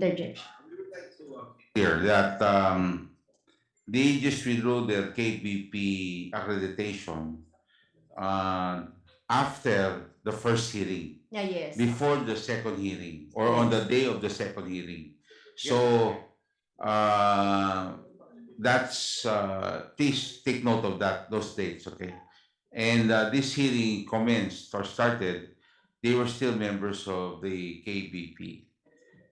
Thank you. Yes, please proceed with your line of questioning, the Honorable Frank. Are you done? Congo Gutierrez? Ayan. Thank you, Mr. Chair. With the indulgence of my colleague, please proceed. Short interjection. First of all, I agree, Mr. Chair, precisely the point I wanted to raise first, that despite the withdrawal from membership from the KBP, this does not excuse the SMNI, for they have been bound during their membership, and all of these instant cases were during that period. But that aside, Mr. Chair, another thing that we'd like to bring up, I believe during the last hearing, I think it was Congresswoman Stella Kimbo, who requested the manual of operations, code of ethics, and everything that came to follow. Mr. Chair, may we confirm with the officers of SMNI if they have submitted the same before this committee? Attorney Tolentino. Yes, Mr. Chair, we have with me the manuals of operation, including, Mr. Chair. No. Have you submitted, the question was, have you submitted that to the committee secretary? Not yet, Mr. Chair. We will submit now, Mr. Chair. Mr. Okay. Chair, unfortunately, we wanted to have that right away so that we can study before coming to this hearing. How are we going to make use of that very thick, voluminous document in today's hearing kung ngayon lang po sinasubmit? That is our concern, Mr. Chair. And I believe there are other documents that this committee requested last hearing that have not been submitted. So that's something that we most respectfully want to ask the COMSEC to review, no? Actually, Just those 2 points. Thank you very much, Mr. Chair. Okay, thank you very much, Mr. Chair, we the promised. Honorable Ramon Gutierrez. Anyway, can you please just submit those documents? Yes, Mr. Chair. And maybe ask the page to please get those documents already today. And the other documents that were requested from you, so that we can review. If we will have to call even a hearing, remember, I already have the permission to conduct hearings even during the Christmas break. So Mr. Chair, I'd like if to- you do not submit, Attorney Tolentino, we will call you on December 25, okay? For a hearing. Mr. Chair, And I'd like Attorney to- Rolex Suplico, okay? Mr. Chair, I'd like Okay. to put on record that we're submitting right now, Mr. Chair, Okay.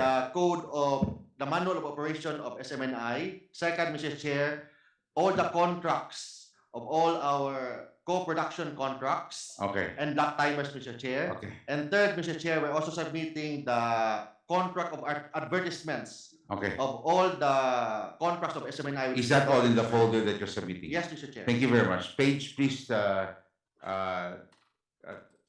retrieve the folder, and we will review, and we will give soft and hard copies to all members of this committee, including the Honorable Ramon Gutierrez, who is very particular with the contracts and the operations manual. Mr. Chairman. With the Honorable Stella Kimbo. Are you done, Honorable Franz Castro?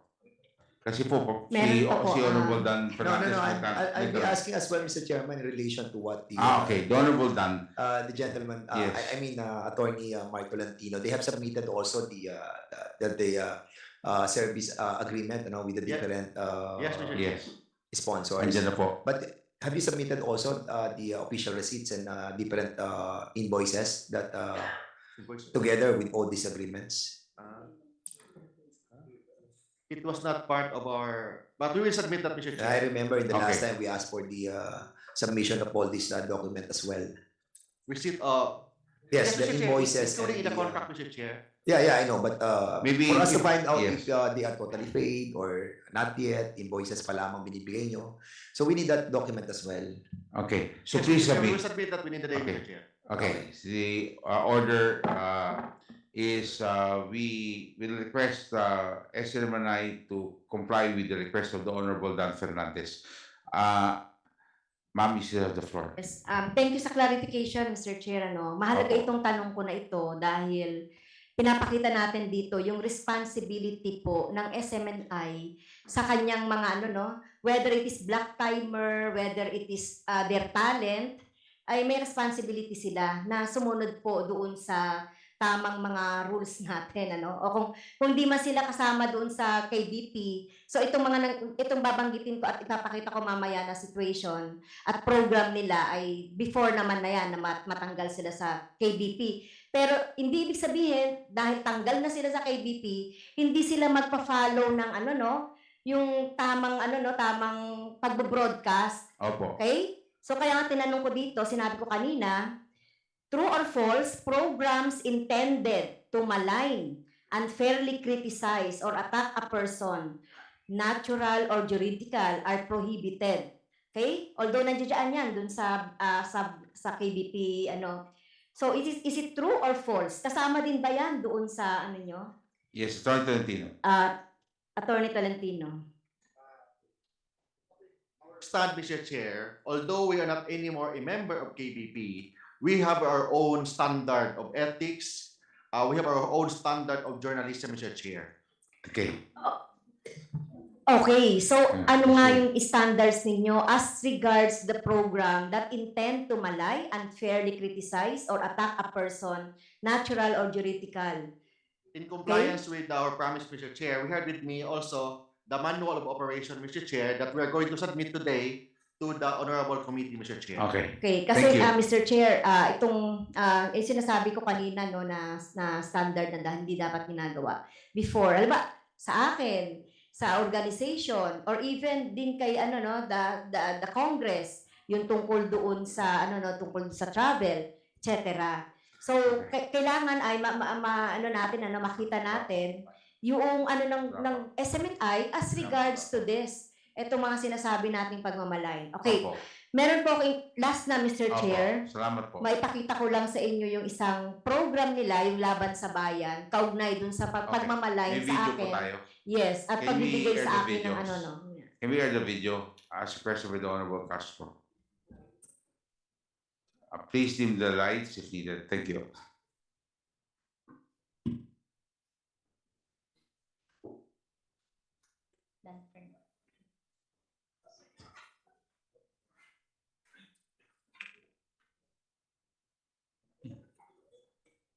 Keyboard. Lang audio. Yeah.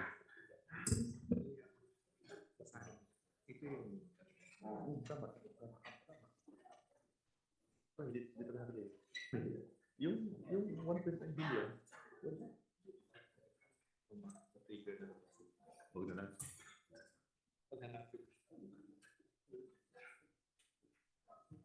Gutom na ako. Hindi mo na ako.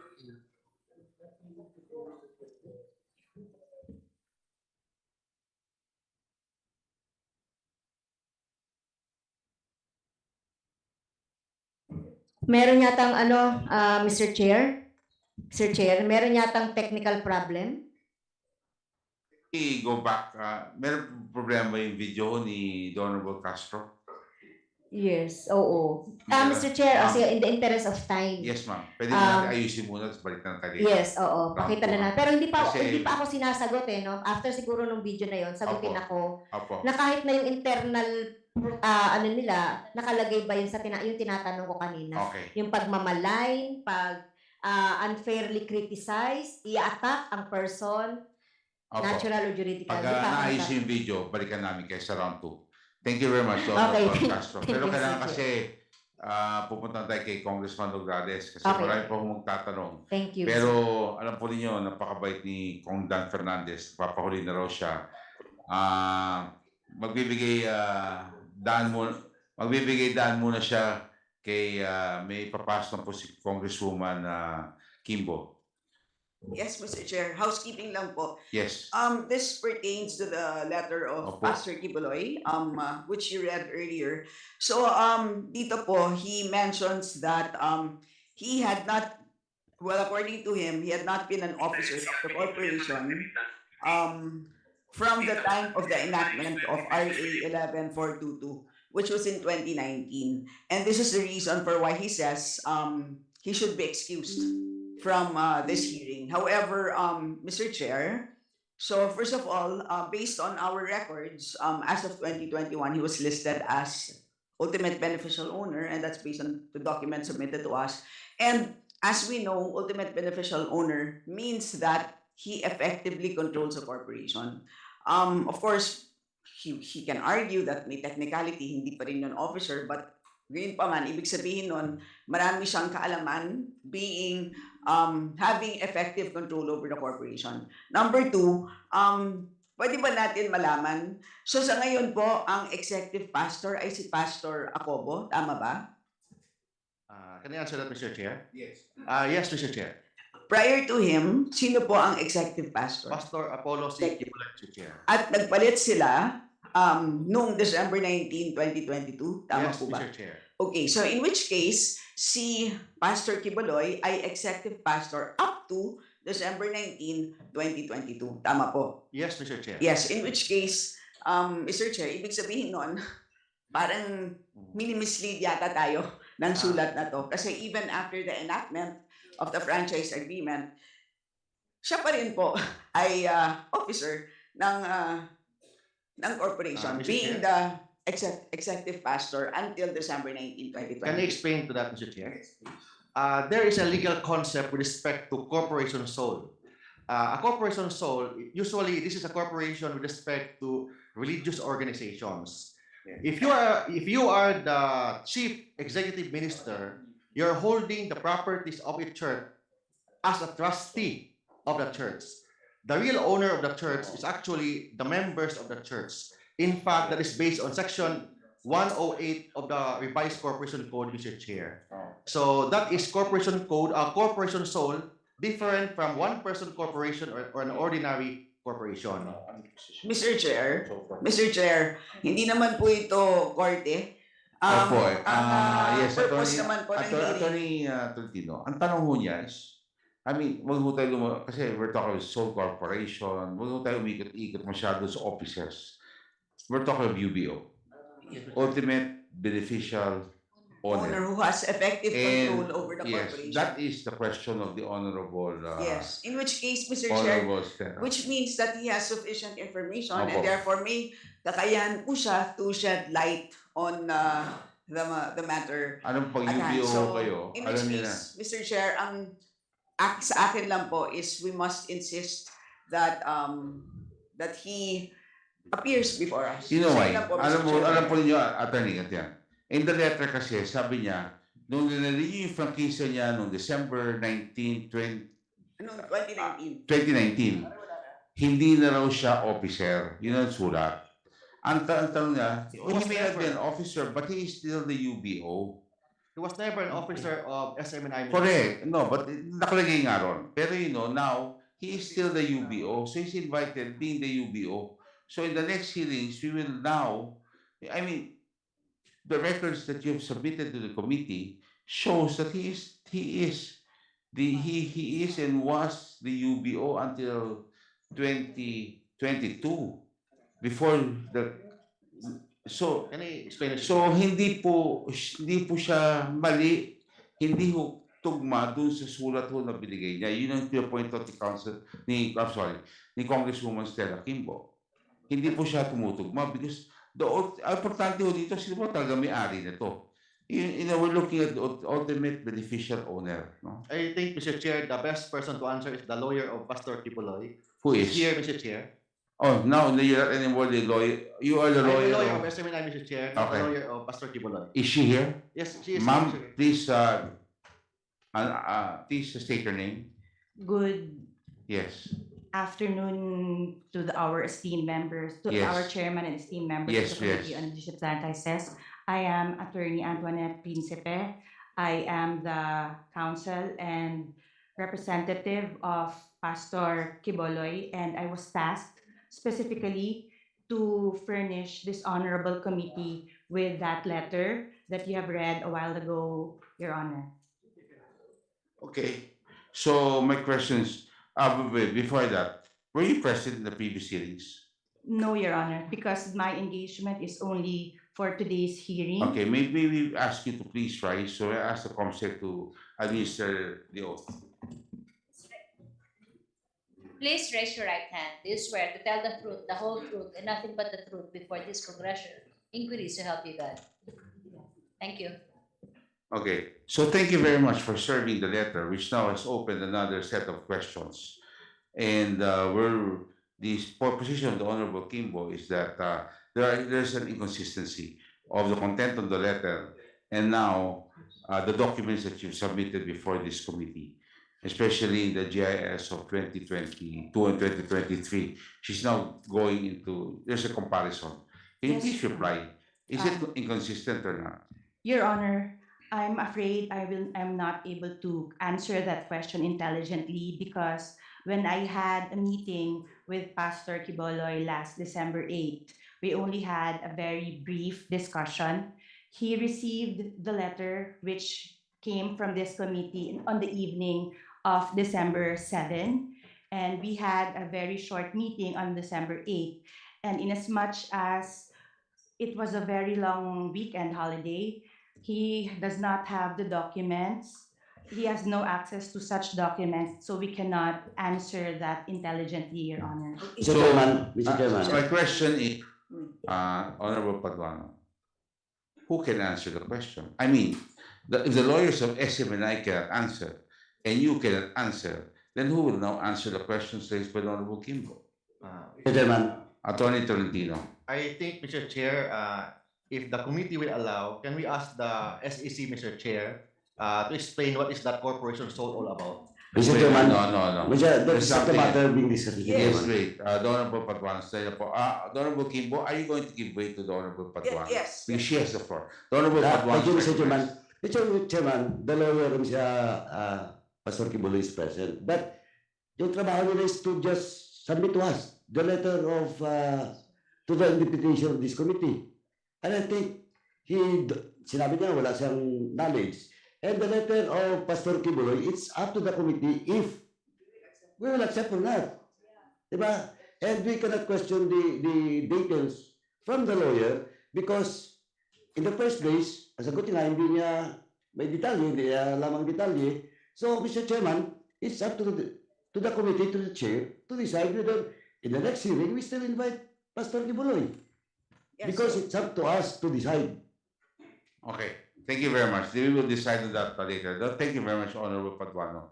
So, because the only reason why I acknowledged you, ma'am, was because Attorney Tintin said to acknowledge, requested that you will answer the questions being raised by the Honorable Kimbo. Now, you can also answer the same questions being raised by the Honorable Kimbo. So, Yes, I will just. so we're still left in a quandary as to his being the UBO, which we're really interested in. No? The Honorable Yes, Kimbo Mr. is Chair, I will right away. simplify my questions. Yes. Just based on the letter. The letter says I have not been an officer of the corporation from the time of the enactment of the RA, so that's 2019. Hence, I must respectfully send my regrets for my absence in the hearing today. So, ang sinasabi ba dito sa liham ay dahil hindi daw siya officer, wala siyang sufficient na information and therefore, hindi na siya a-appear ngayong araw. Yun bang ibig sabihin nun? Ipaliwanag niyo lang. Yes, Yun may I be yun ang allowed logic. to- Yes or no lang? Yes or no lang? Para madali. Yes or no? Yes, because he's not an officer and Yun the na nga. invitation states So tama, it has specifically- to do with not having sufficient information. Yes, Your Correct. Honor. Okay. However, it is very clear based on our documents, and I will furnish you a copy, that he is or he was ultimate beneficial owner at least April 29, 2021, which is beyond the enactment of the RA, which is 2019. Okay? And as ultimate beneficial owner, he has effective control over the corporation. Now, will you agree with me that having effective control over a corporation, would you have sufficient information about the corporation?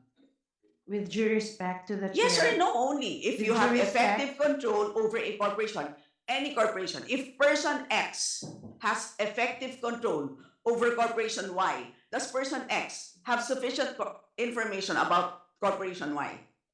With due respect to the chairman and members of the committee, as I said, the engagement of Pastor Kiboloy to this representation was solely. I am to- asking about person X and corporation Y. Again, I am not privy to that specific matter, Mr. Your Chair, Honor. our attorney is not being No, responsive. So I know. Yeah, you were introduced as the lawyer of Pastor Only- Kibuloy just to deliver. Are you trying to tell me that you were sent here, ma'am, just to deliver the letter to the Yes, Your chairman? Honor. That's the only thing. You're not Because, supposed to answer any question. Yes, Your Honor, because the Pastor Kibole respects the today's proceedings, despite the very short period of time he was given when he received the invitation. As a show of respect to this committee, he wanted to have someone personally deliver the letter. Okay, so she saying was his just here regrets. just to deliver the letter. Yes, Your Honor. So, Attorney Suplico, can you answer the questions as SMNI lawyer? Since this is an SMNI affair. Well, Your Honor, in our records, specifically the amended GIS for 2023, his name does not appear. well, that is also, Mr. Chair, let me point out one thing that we also uncovered when we were comparing documents with the SEC. It turns out that the submission to Congress is different from the submission to the SEC. So ito pong submission ng GIS to Congress, which has the beneficial ownership declaration, ito pong binasa ko, ito po ay wala po dun sa submission sa SEC. Kaya nagtaka po ang SEC. Sabi nila, bakit? Well, we can ask the SEC to verify that. But yun po ang naging... Who is the beneficial owner in the SEC records? May I ask the SEC For 20... attorney? For the April 29, 2021 submission, can you double check your documents and see if it has a beneficial owner declaration? Yes, Mr. Blanco. Yes, Your Honor. The repository of the submissions of the GIS, which contains the ultimate beneficial owners, is with the EIPD. But we confirm, Mr. Chair, that and we have access the documents that are with the Honorable Kimbo, and we confirm that. What do you confirm? We confirm that from 2020 to 2022, the declaration in those documents, ultimate beneficial owner for Aswarasug was Pastor Kibuloy. So you're saying that I stand corrected, Mr. Chair. 2020. 2020. I'm sorry, from 20. Can you please repeat? Attorney you're a lawyer, right? Attorney. Yes, Mr. Chair. Attorney Padilla. Padilla. Yes. Are you confirming what? This from what date again? Can you please repeat the dates? Until 2020, Mr. Chair. He was the ultimate beneficial owner. How about so 2020, 2021, 2022? They are not. He was not anymore. Not anymore, Mr. Chair. Sir Chair. The Honorable Kimbo. In 2021, exactly on April 29, 2021, they submitted exactly the same thing. SMNI. SMNI. Okay. And declaring the same. That Pastor Kibuloy is still was the ultimate beneficial owner. So yes, Attorney Padilla.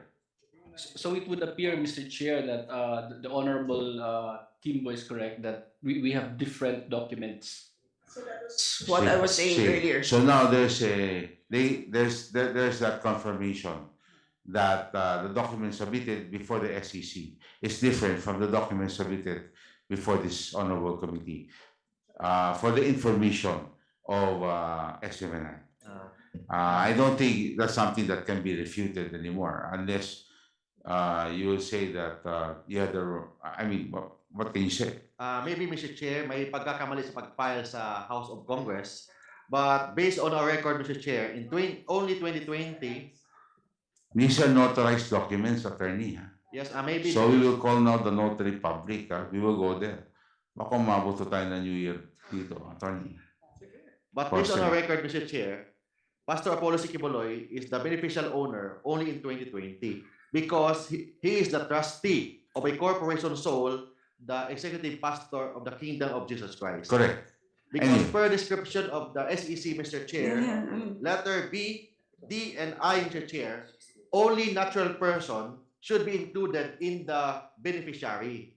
That's why the name of Apollo Kibuloy was there. But actually, our intent is that the corporation soul, the executive pastor of the Kingdom of Jesus Christ, who is the trustee, is Pastor Apollo Kibuloy. And he is not the trustor or the real owner, Mr. Chair. Well, I mean, you know, we can jumble the whole thing, but the bottom line is who is the UBO? No, the UBO is very clear, and the SEC has stated that earlier. The Honorable Kimbo, anyway, Honorable Kimbo, we will continue with the line.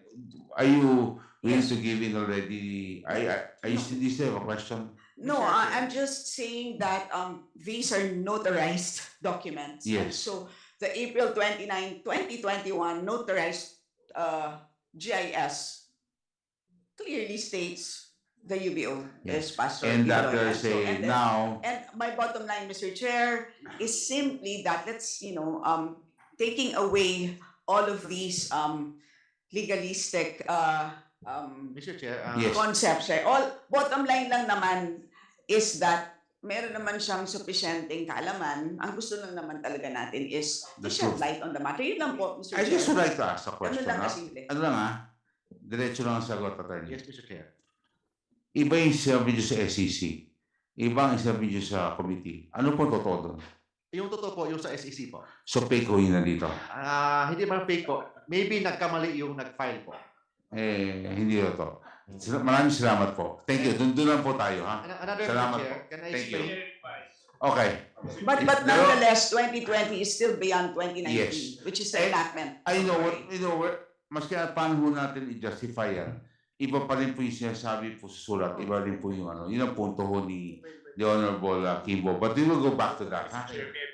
Yes, Honorable Toby Tiangco before the Honorable Dan Fernandez. Mr. Chair, I just would like to emphasize no, that this is, I've been allowing all of this interpretation questions to shed light before we go to the discussion. We're already discussing the bill of the resolution, the Honorable Nograles, but we would just like to get some clarification, especially issues that were not raised in the last hearing before we go into the vote of the committee report. Yes, the Honorable Toby Tiangco.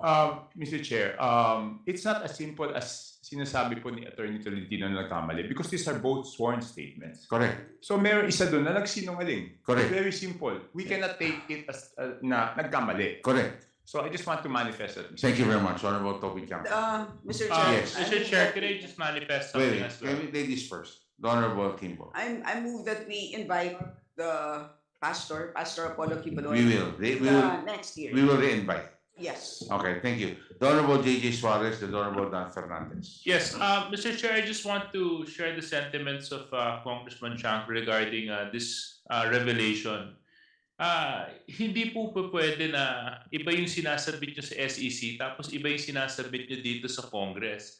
Because it's supposed to be one and the same. Those are sworn affidavit, notarized documents. And then you have just now admitted na nagkamali kayo ng submission dito. So on that point, Attorney Tolentino, again, that puts a lot of question on the truthfulness of the documents that you're submitting to the House of Representatives, which may tarnish the very franchise that you hold.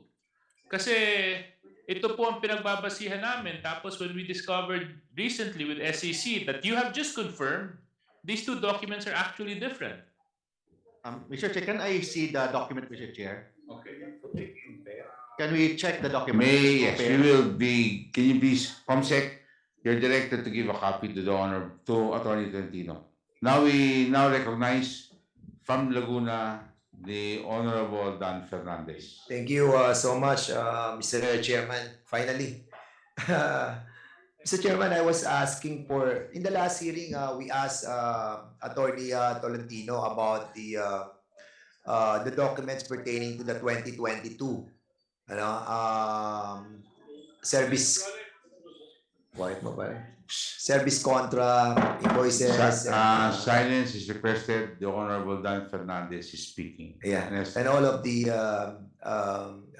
official receipts that was issued by SMNI in relation to all your revenues collection, and at the same time the different scheduled expenses that had been released by SMNI. Unfortunately, Mr. Chairman, when I read these documents that they have submitted just now, it only pertains to 2023 and not on 2022. Thereby, we will be having problem with what we have discussed recently. I hope that you're listening, Attorney Mark. So can we kindly show yung issues that I am pertaining to? Siguro yung pong 2022 kasi, tinanong ko na po ito nung last hearing. At tinanong po namin kung saan po nanggaling yung breakdown ng revenue po ninyo noong 2022. Kasi kumita po ang Suwarosu ng 105 million noong pong 2022. Yes, Mr. Chair. So, ang sabi nyo, walang kinita ang pulso ng bayan doon, right? Walang sponsor. And the very reason why we cite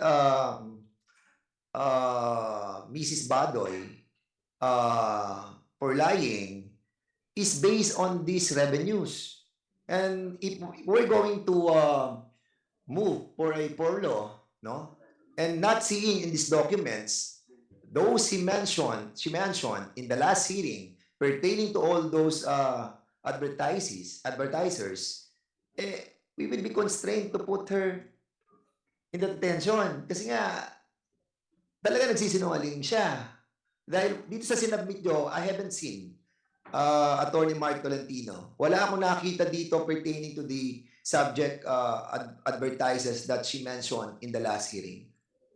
Mr. Chair, Yes. we have no program pulso ng bayan, Mr. Chair. Meron tayo morning pero Only morning. Laban kasama ng bayan is the program of Badoy and kay Eric, not pulso ng bayan, Mr. Chair. Okay, doon sa laban ng bayan, she mentioned 3 sponsors, correct? Yes, Mr. Chair, but based on my information, she has no personal knowledge with that, Mr. Chair. So in other words, wala kayong sponsor doon. Yes, Mr. Chair. So she was lying indeed. Dahil sinabi niya meron, and you told us na wala. And that's the reason why we cite her for contempt. Is that correct? Yes, Mr. Chair. Yeah, okay. So, in other words, kino-confirm pa rin ng mga dokumentong to na talagang wala na sponsor yung programa na kung saan siya ang host. That's why I answered, Mr. Chair, in our last hearing, Mr. Chair, that there was no advertisement, Mr. Chair. Okay. So, indeed, So I we were tried to correct correct, in us citing her for contempt. I tried to Okay. correct, Mr. Chair, Dr. Lorraine, Mr. Chair, in her answer. All right. Now, Attorney Tolentino, we asked for the documents sa 2023. Makikita po ninyo dyan, pakibalik lang yung slide. Kasi may revenue kayo ng 90 million, 105 million. 2022, Mr. Chair. 2022, oo. And trying to read yung inyo pong documents that were submitted, 13 contracts to na sinabit nyo po ngayon. Total of 6.25 million ang totality nitong contract na to. So, if you're going to assess yung pong 2022, paano po kayo nag-arrive sa 90 million na revenue? Para lamang po sa inyo pong mga programa. Based on my personal knowledge, Mr. Chair. No, we're not asking your personal knowledge. What we're asking for is the documents that we asked in the last hearing. And precisely the reason why we asked for it, because we wanted to find out saan ang galing tong perang ito. That's why, Mr. Chair, we will submit that within the day, Mr. Chair, with respect to the... Yes, you submitted is an agreement on 2023, not on 2022. We're asking for the 2022, 2021, but you gave us 2023. And today, paano namin, well, mabuti na lang, nabasa ko yung 13. Nakuha ko yung total, 6.25. Meron kayong kontrata, 100, 900, 135, total ng 6.25 million for the year 2023. We are talking about 2022. And the total ng 2022 is 105 million. Explain to us, yan ang sinasabi ko, explain to us the scheduled expenses and revenue that you have undergone. Kasi hindi po natin mako-comprehend kung saan ang galing tong perang to. And as long as you are keeping those documents, there is a presumption that this money came from a polluted source. Give us the benefit of the doubt that that does not come from a polluted source. Otherwise, we will be construed to think that this is something that came from that. Mr. Chair, the best person to answer that is our CFO, Mr. Chair. Who is the CFO? Miss Bing Ayon, Mr. Chair. Is she here?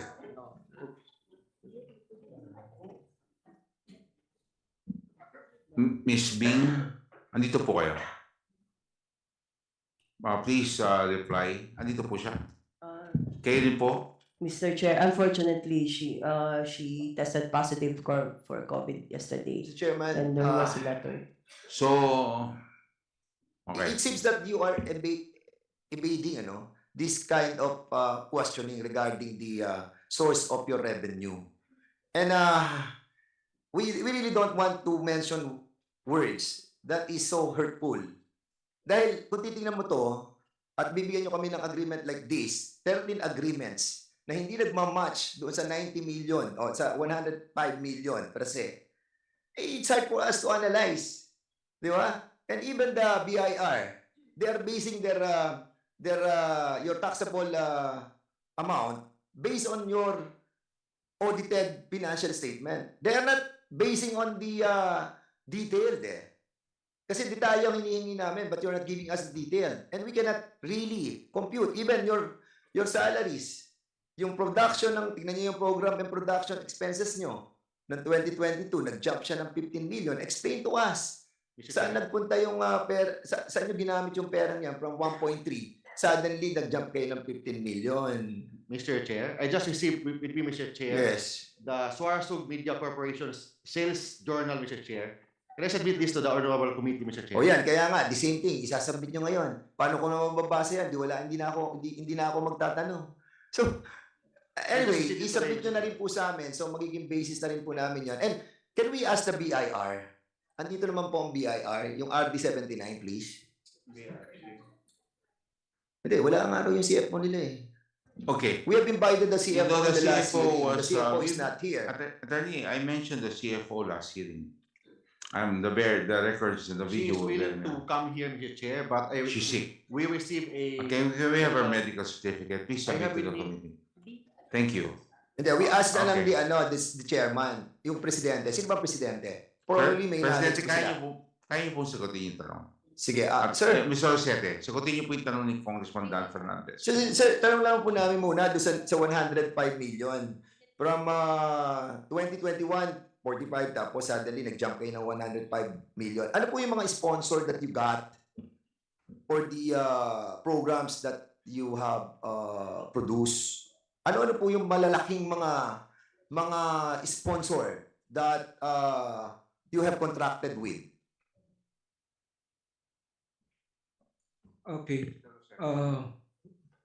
With all due respect, Mr. Chair, I will answer the question with according to my knowledge only. 2022 po is election period po. Marami pong pumasok na political ads. Meron po kami mga AVPs. Meron pong, yung time na yun po, hindi pa po nati-take down yung social media na kung saan nag-i-income din po. At yung tanong po ni Honorable Congressman Dan Fernandez about sa expenses po, lumaki po siya, nag-jump off po ng hanggang 15 million. Dahil po nag-sponsor po ang SMNI News Channel ng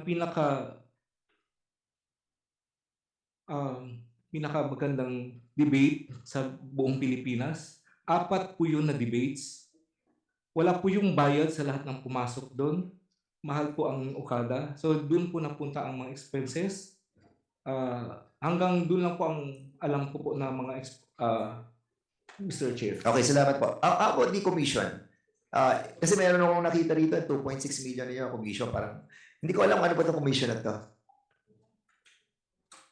Kasi po, meron pong nag-sponsor, tapos meron po silang agent. So yun ang commission nila. May commission Okay, po punta sila. tayo sa susunod na page. Tingnan lang po natin yung susunod na slide. Pero submit to us, to all the documents pertaining doon sa expenses nyo for the salaries Yes po, program Mr. Chair. and production expense. Dito lang, medyo napansin ko lang yung advertising and promotion nyo. Meron kayong ginastos sa 12.1 million. Samantalang ng 2021, 810 lang yung ginastos nyo. So what is this 12.1 million sa advertising and promotions nyo? Do you advertise SMNI? So gumagamit pa po kayo ng advertisement and promotion for this purpose? What is this all about? Mr. Chair, hindi ko po masagot yung exact na tanong po. Okay, Kasi wala pa akong... yung sa fuel and oil naman po ninyo, konti lang naman to, Mr. Chairman, fuel and oil, nag-jump siya suddenly from 2.6 to 7.9 million. Do you have other source of transportation like helicopter or No jet? po, kasi po, nung time na yun, nagkaroon po kami ng additional na marked vehicle po para sa... Pero, Mr. Chairman, no, yung ganitong kalaki na jump from 2.6 to 7.9 is not believable kung gagamitin nyo po lamang yung mga vehicle na ordinary sasakyan.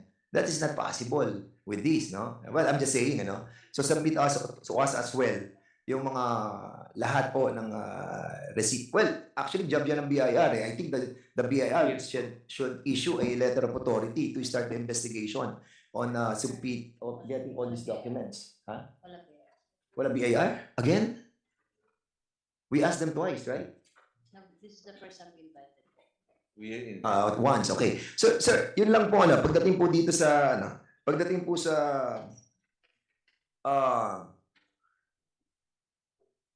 yan sa business expense nyo, suddenly nagkaroon po kayo ng business expense. What is this also, yung 3 point something? Ayan, makikita mo nyo sa business expense po ninyo. Meron kayo dyan na, bigla kayo nagkaroon ng 3.2 something there. Eh. Ano po ba yan?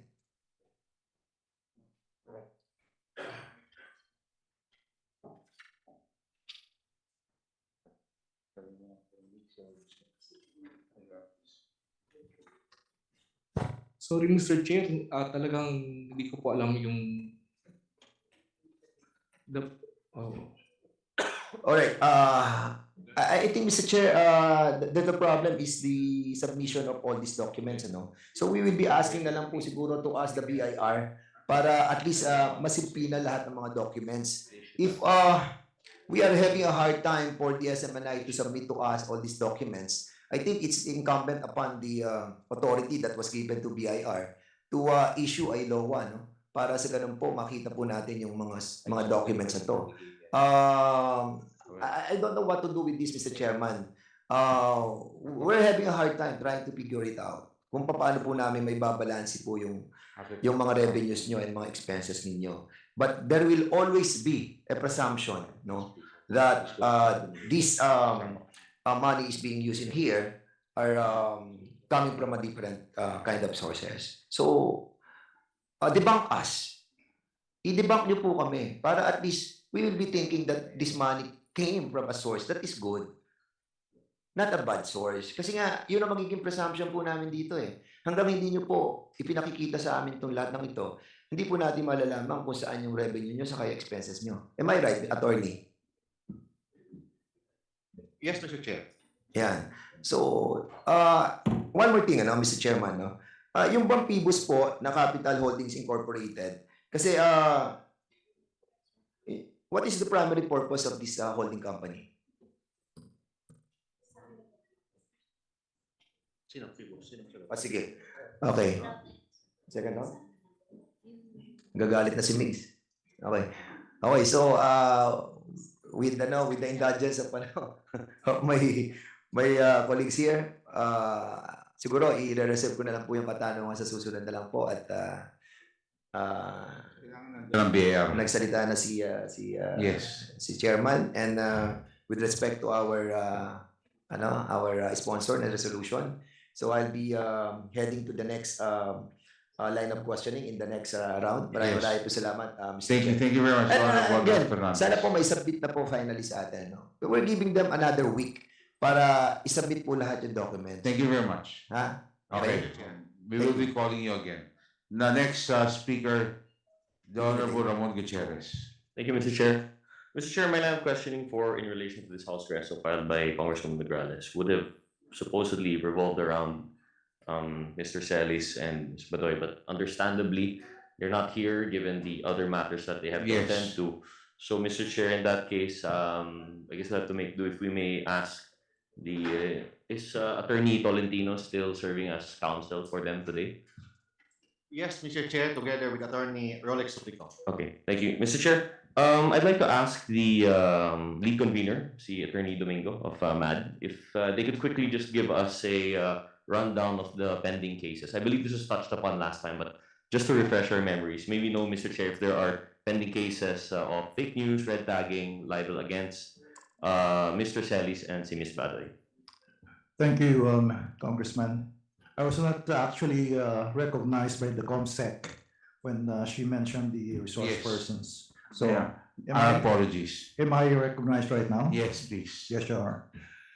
Well, the common denominator here of all these cases that we had filed, we are the movement against disinformation. We are representing certain complainants. Yes, sir. Would be the red tagging, no? Opo. Well, there is no judicial definition of what red tagging is. Correct. But other statutes would cover red tagging in its own, no? Yes, Attorney Domingo. By definition, red tagging is actually the malicious blacklisting of people or individuals or organizations that are against the present administration or the other party in the political arena, no? So that would be essentially the definition. So what we did was, Your Honor, we filed cases, for example, in the case of Kadapan, who was the co-eds of the University of the Philippines who were murdered by General Palparan. The SMNI was used as a vehicle for the interview of that General Palparan without even the authorization of the DOJ. That was already finally resolved, that the DOJ did not have any authority, did not give the authority to give that kind of interview on SMNI. Yes. Okay. Now, there are other certain cases, but what I'd like to highlight here is the case of Mrs. Badoy lambasting wholesale the Judge Malagar who issued that decision not proscribing the NPA-NDF as terrorist organization. This actually is rooted in the independence of the judiciary.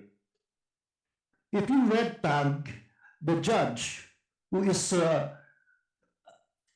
adjudicating certain cases, then the independence of the Philippine judiciary is a co-equal branch of this honorable and august House.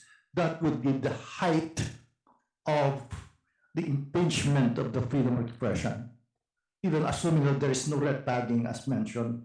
But the court, the Supreme Court itself, the Honorable Supreme Court itself said, it's actually practically cited and told Ms. Badoy to stop doing it and red tagging Judge Malagar because that impinges on the independence of the judiciary. There are other cases, not very far from here. There's a case that SMNI again gave the vehicle for the red tagging of your colleague, Congressman Franz Castro, recently. Mr. Chair, sorry to cut off Yes, Domingo. sure. May I ask the good resource person what date was the issue on Judge Malagar and what date yung issue regarding our colleague, Ms. Castro? Thank you, Congresswoman Castro. Thank you, Mr. Chair. It's October 2022 in GR number 263384, Your Honor. And the court very sternly cautioned Ms. Badoy to stop doing it. Ms. Badoy even said that the judge was imbecile, that she belongs to the bowel of the earth, and all other invectives on SMNI. That's why the reason why we went motu proprio, the court, Supreme Court motu proprio issued that memorandum or that caution. At the same time, the movement against disinformation filed a petition for indirect contempt against Mrs. Badoy, which the Supreme Court, the Honorable Supreme Court, took cognizance of and is now pending adjudication by the Supreme Court. Thank you, Mr. Chair. Thank you. So we know the date of the case itself, but may we know the date of the incident of the red tagging of the good judge? Is that in 2022 or 2021? 2022, Your Honor. 2022 also. Okay. Thank you, Mr. Chair. Please do proceed. And of course, the others are, of course, against Atom Pagaduan Araulio. He was red tagged repeatedly. We also filed cases against the red tagging of the journalist in Cagayan de Oro, Corrales. We also, during the height of the COVID-19, SMNI was used as a red tagging vehicle against the frontliners. The medical doctors that were assisting the COVID victims and the other nurses and other field workers of the Department of the Health. They were all red tagged. So there is a very perceptible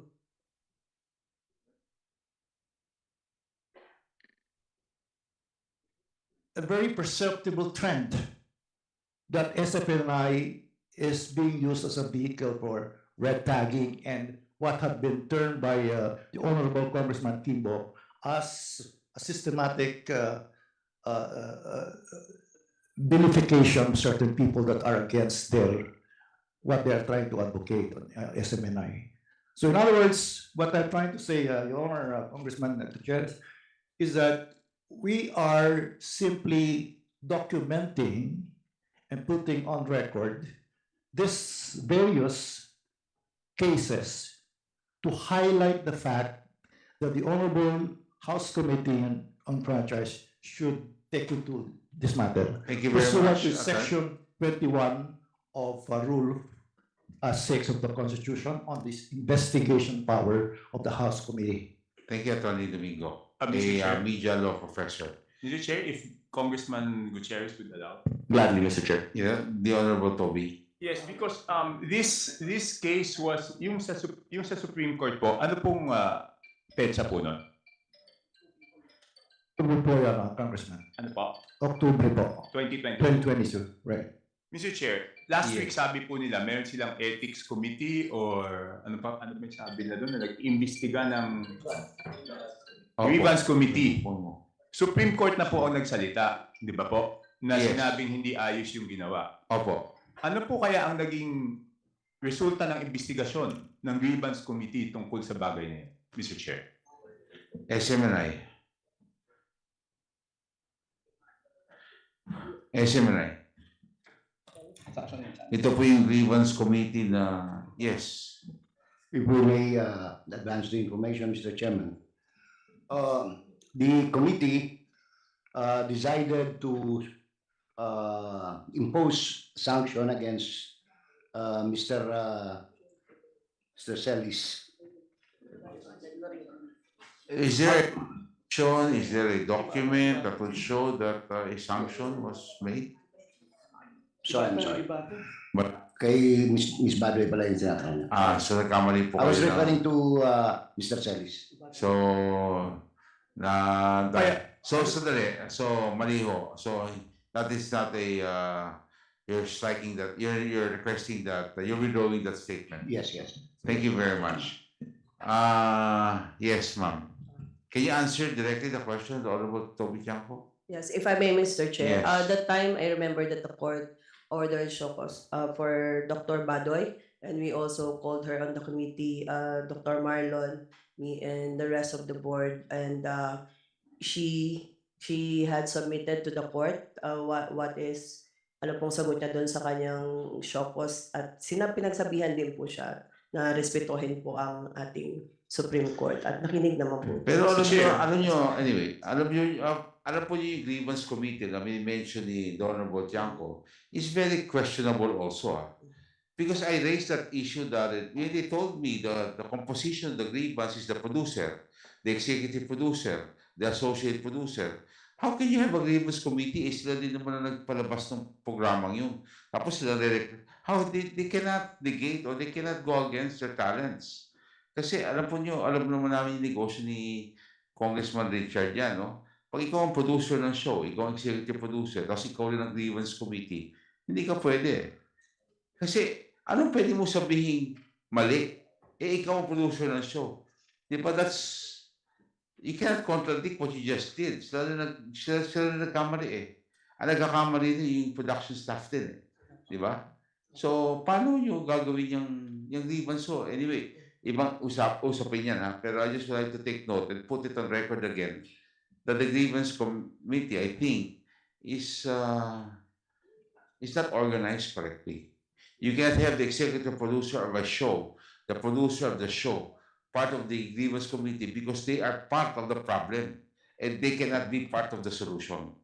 And I think anybody in television who has experience will agree with me on that. Yes, Honorable Toby Tiangco. Yes, Congressman Gutierrez, may I?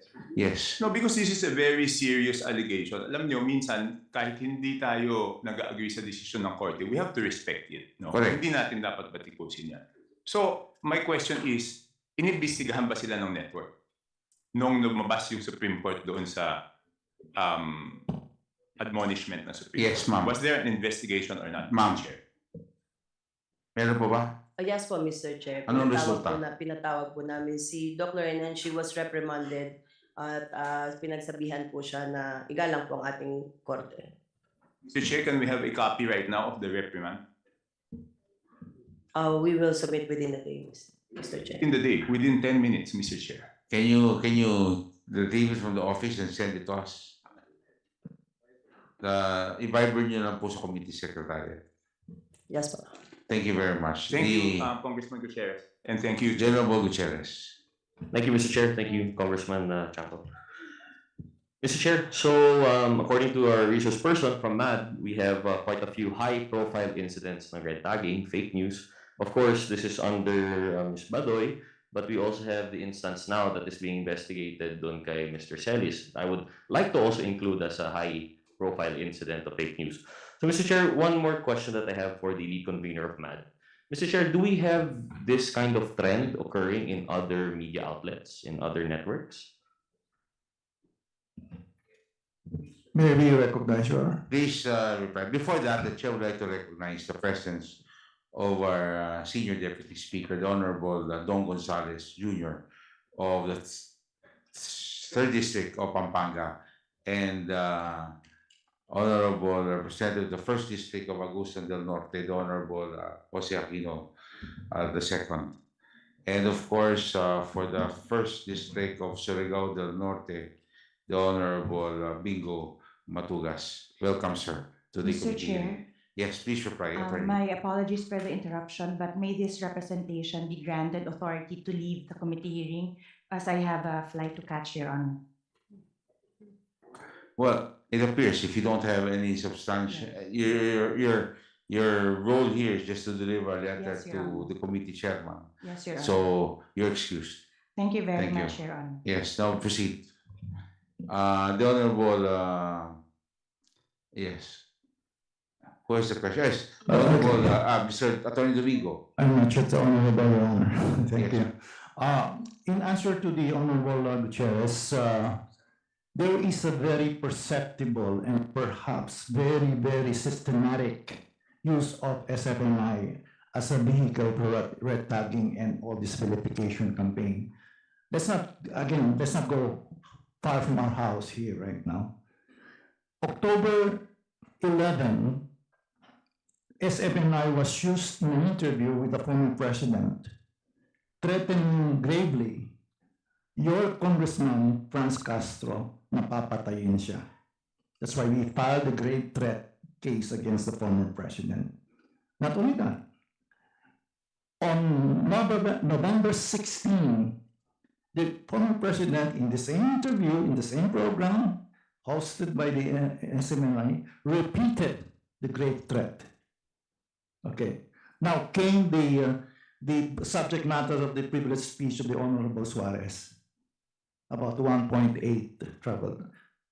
These are all systematic trend of using that particular franchise for their own agenda. And I'm not implying anything that is political, but I am implying about the fact that there are disinformation, misinformation, fake news, and other historical revisionism being peddled on that particular SMNI. Thank you, Mr. platform. Chair. And I think, yes, we are establishing this trend, no? Mr. Chair, I'd like to reiterate my question to the good attorney, if we may know, because I'm sure MAD as a social civic community organization is monitoring this information, not only with the SMNI. So, Mr. Chair, my question is, do we have a similar pattern of disinformation, of red tagging fake news in other outlets? Other media outlets, some of the big names, do we have the same kind of instance, or is this seemingly endemic to the SMNI? Well, in fairness to the SMNI, there are some traditional media outlets that have been guilty of red tagging. And I cannot, for the moment, give you all the occasions that have been red tagging incidents. No? But nonetheless, what is very prominent in the context of our relevant and material to our discussion right now, what is very prominently mentioned and very, very high profile would be the SFNI. So, thank you, Mr. Chair. Yung high profile pala na cases nito seems to be, based on our research person, endemic to the SMNI, not exclusively, but the pattern seems to be established here. So, we bring this up because, of course, we were talking about the Section 4 violations when it comes to deliberately false information circulating.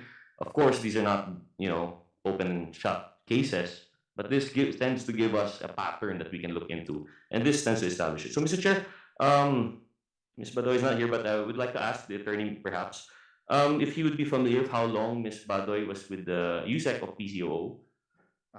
I have no personal knowledge with respect to her engagement with the former administration, Mr. Chair. Okay, Mr. Chair. So, but since when was she engaged for SMNI? 2021, Mr. Chair. 2021. Any specific month po ba? July of 2021, Mr. Chair. So, July of 2021. I would assume this is still a year before the election, no? So this was still in the previous administration. Yes, Mr. Chair. So, Mr. Chair, maybe know perhaps from the president that they knowingly hired or perhaps engaged with Ms. Badoy as a sitting official? Or did she retire prior to the conclusion of the administration? Thank you, Mr. Chair.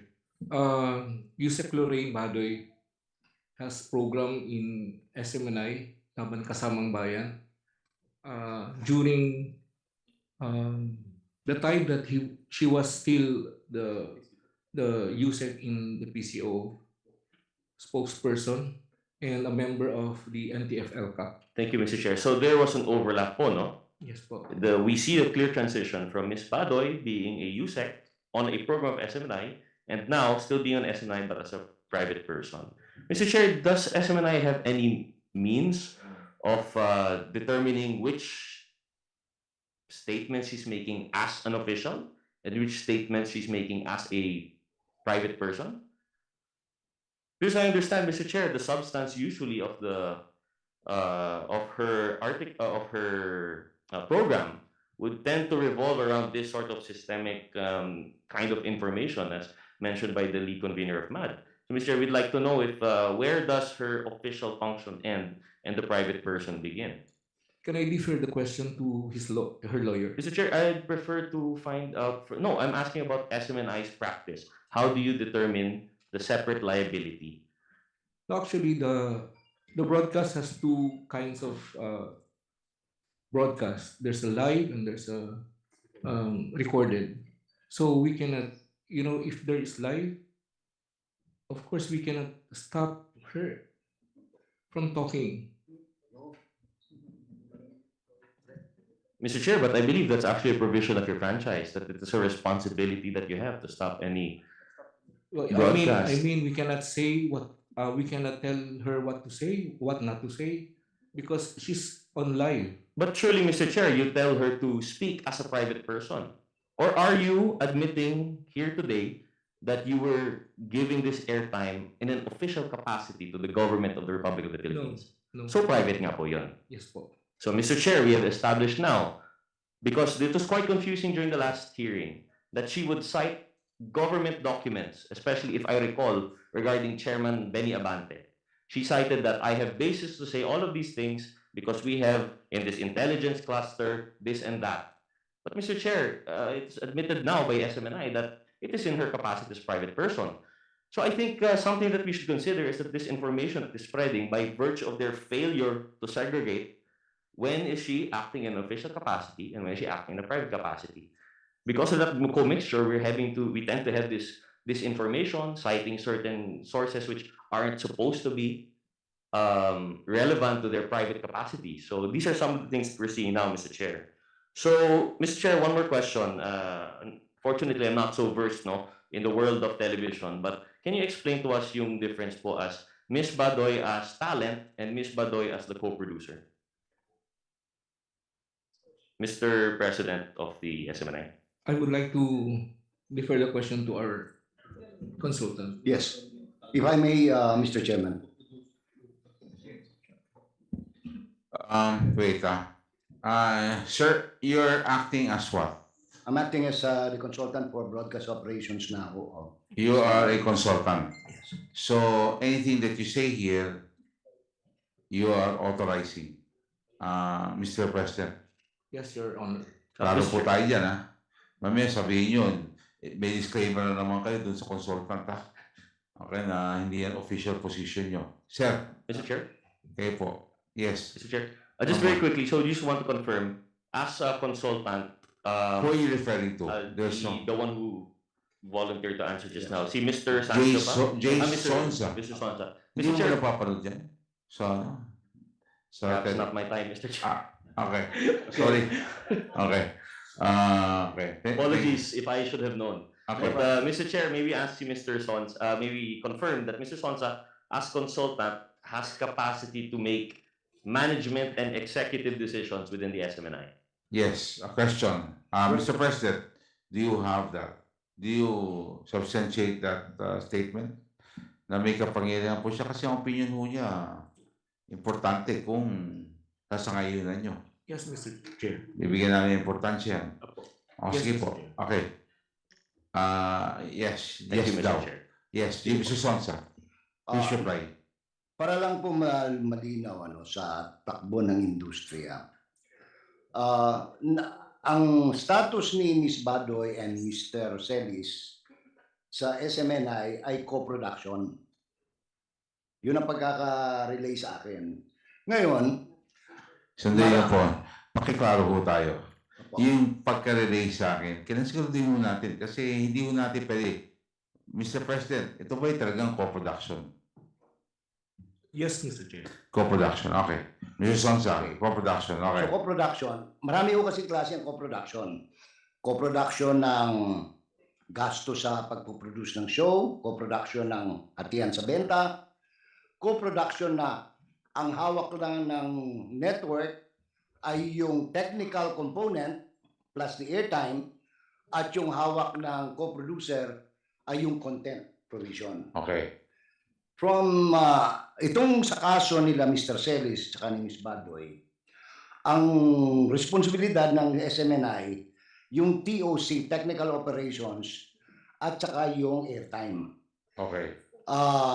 Pagkatapos, kung magkakabentahan, siguro magkakahatian, no? Pero wala namang benta sila, so walang hahatiin.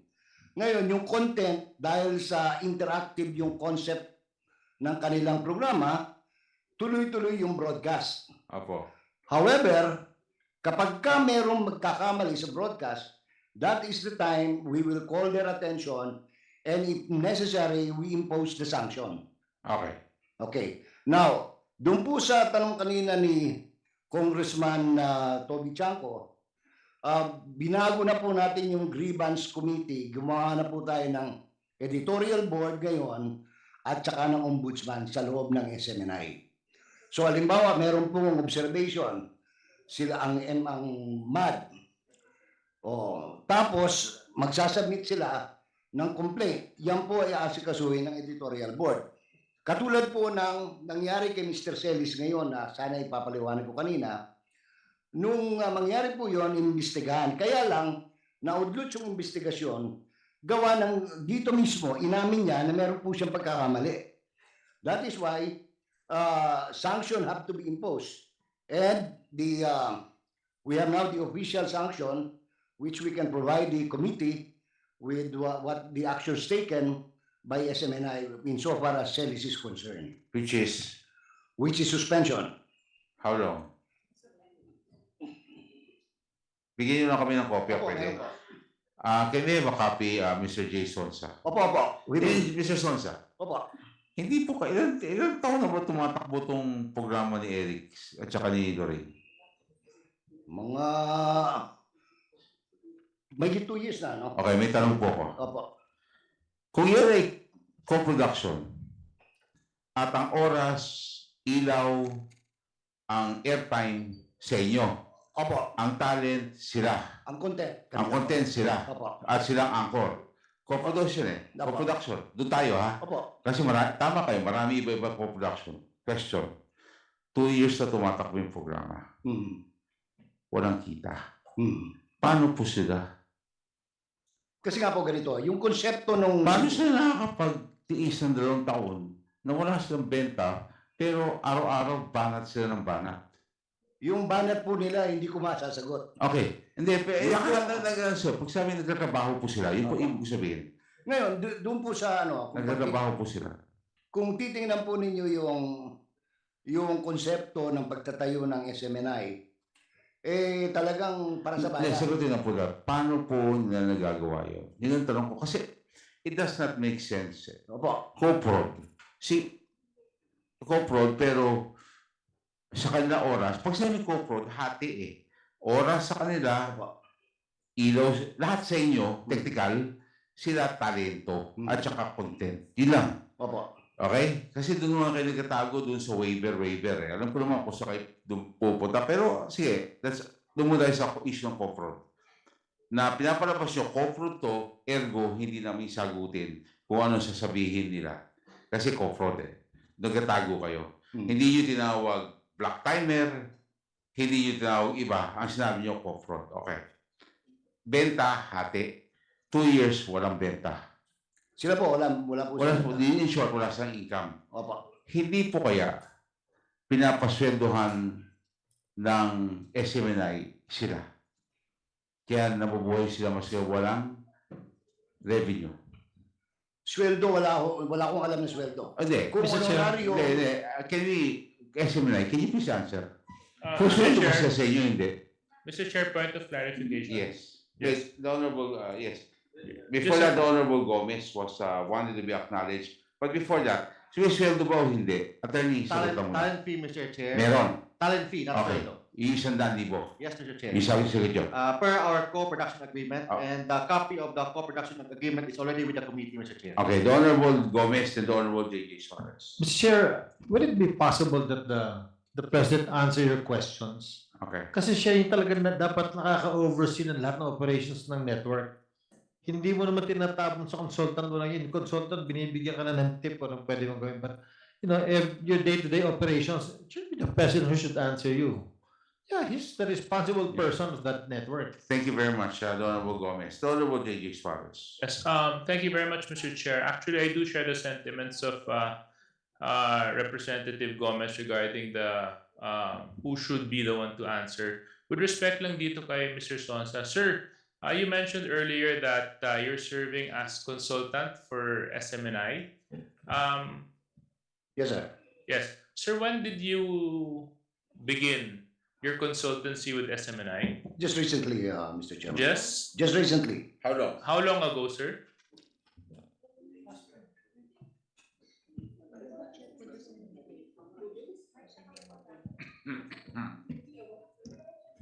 Mr. March Sonsa. 20, yeah. Kailan po? To be exact, March 20. March 20. Opo. March 20. Do you have any documents that would attest to Yes. your Yes, Mr. Chairman. Can you please submit this? We will submit it, Mr. Submit it off before the day ends. Huh? We will. Thank And you as very much. consultant, Mr. Sonsa, will you be kind enough to share? Are you receiving any monetary benefits from SMNI? Are you? Yes, Mr. Chair. And would you be kind enough to detail to us how much you're receiving as consultant? The record would speak for itself, Mr. Chairman. We will submit the record. Okay. Can you just tell us, since there's a record, just tell us.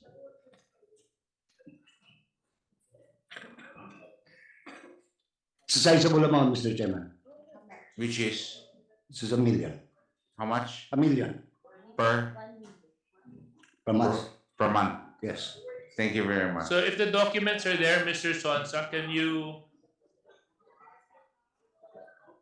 Okay. Mr. Sonsa, since the documents are there, can you be? Silence is requested. The Honorable J.J. Suarez has the floor. I think you referred to some documents that you were looking at, Mr. Sonsa. Can you please furnish the? Yes, we will. Yes. Okay. Mr. Because Chairman. we just wanted to determine whether your consultancy and how long you have been a consultant. Kasi we've been having these hearings for the past 3 weeks at ngayon lang po kayo lumitaw kaya medyo nakakagulat po ang pagdalo ninyo sa komitiba. But nevertheless, maraming salamat po sa mga ibinahagi ninyo. Thank you very much, Mr. Mr. Chair. J.J. Suarez. Mr. Chair. The Honorable Toby Jang. Again, with the indulgence of Congressman Gutierrez, kailan po nagsimula yung grievance committee tsaka yung internal ombudsman ng SMNI? President, Mr. President, kayo na po sumagot. Pag ikaw, alam niyo naman po yan. Oh, Mr. President, why are you consulting The someone consultant. else? The President is consulting the consultant. Okay. Mr. Chair, Yes. Kasi transition period po, ngayon po ginawa namin ang grievance Okay. Anyway, Mr. So, Mr. President. Chair, so ngayon, for the record, ngayon lang po sisimulan yung grievance committee tsaka yung internal ombudsman. Yeah. Yes po, Mr. Chair. Mr. Chair, if I may. Na suspense si Eric kung ngayon na pa binubuo yan. Hindi ba nakakapagtaka? Nagbubuo kayo ng wala pa kayong grupo, wala pa kayong formal structure, tapos wala kayong rules. Tapos, suspendin nyo na si Eric ng isang buwan, isang taon. Nasa manual. Wala pa. Paano nyo ginawa yun? Actually po, Mr. Chair, nasa manual po yung grievance committee po Oh, namin. pero tinatanong namin, alam po ninyo, di tayo matatapos kung hindi tayo magdiretsuhan. Sabi nyo kanina, wala. Nagbubuo pa kayo in transition. Pero may mga nasususpindi na kayo. Paano po yan? Paano nyo nagagawa yun? Maski sa manual yan, kung wala naman buhay yung manual, papel ho yan. Pero you will have to put life to that piece of paper. And you have not. And you've suspended it already, Eric. So where's due process there? Mr. Chair, and baka magkaroon ng NLRC question pa yan. Nung tinanong natin si Attorney Tolentino noon, ang sabi po niya, wala silang grievance, meron sila ethics board. Di ba kaya nga napunta doon sa sino ang composition ng ethics board? Tapos ngayon po, sinasabi nila nasa manual nila. Pero nung sagot po nila last week, wala po sila noon. So alin po ba talaga ang totoo doon? Kailan ba talaga nagsimula yung grievance committee? Tsaka kailan po talaga nagsimula yung kanilang internal ombudsman, Mr. Chair? The veteran lawmaker is raising his hand. Thank you, Your Honor. To save Attorney Rolex. Thank you, Your Honor. Your Honor, we are transitioning from the grievance committee to the ethics committee. In the case of Eric Celis, I understand that it's still the grievance committee. Now we have the members and the constitution of the grievance committee, and they met to determine the case of Eric Celis. Okay. So anyway, Attorney Rolex, anyway. Mr. Chair, last na lang po. The Honorable Bibigyan po. Parang hindi ko maintindihan yun. Hindi, lagpas 10 minutes na po. Yung kopya po nung reprimand kay Professor Badoy. Yes. May we have the copy of the reprimand? 10 minutes has passed. You're supposed to Viber. Ma'am, Board of Director. Di ba, meron po kayo dapat i-submit. Yes po, we're follow up. Okay. Well, we will not, hindi natin tapos itong araw ito. Mr. Chairman. Pakibilis lang. Mr. Chairman. Yes, the Honorable Jopo. Wait. Mr. Chairman, let's make it clear. The Honorable Ramon Gutierrez still has the floor. Are you done?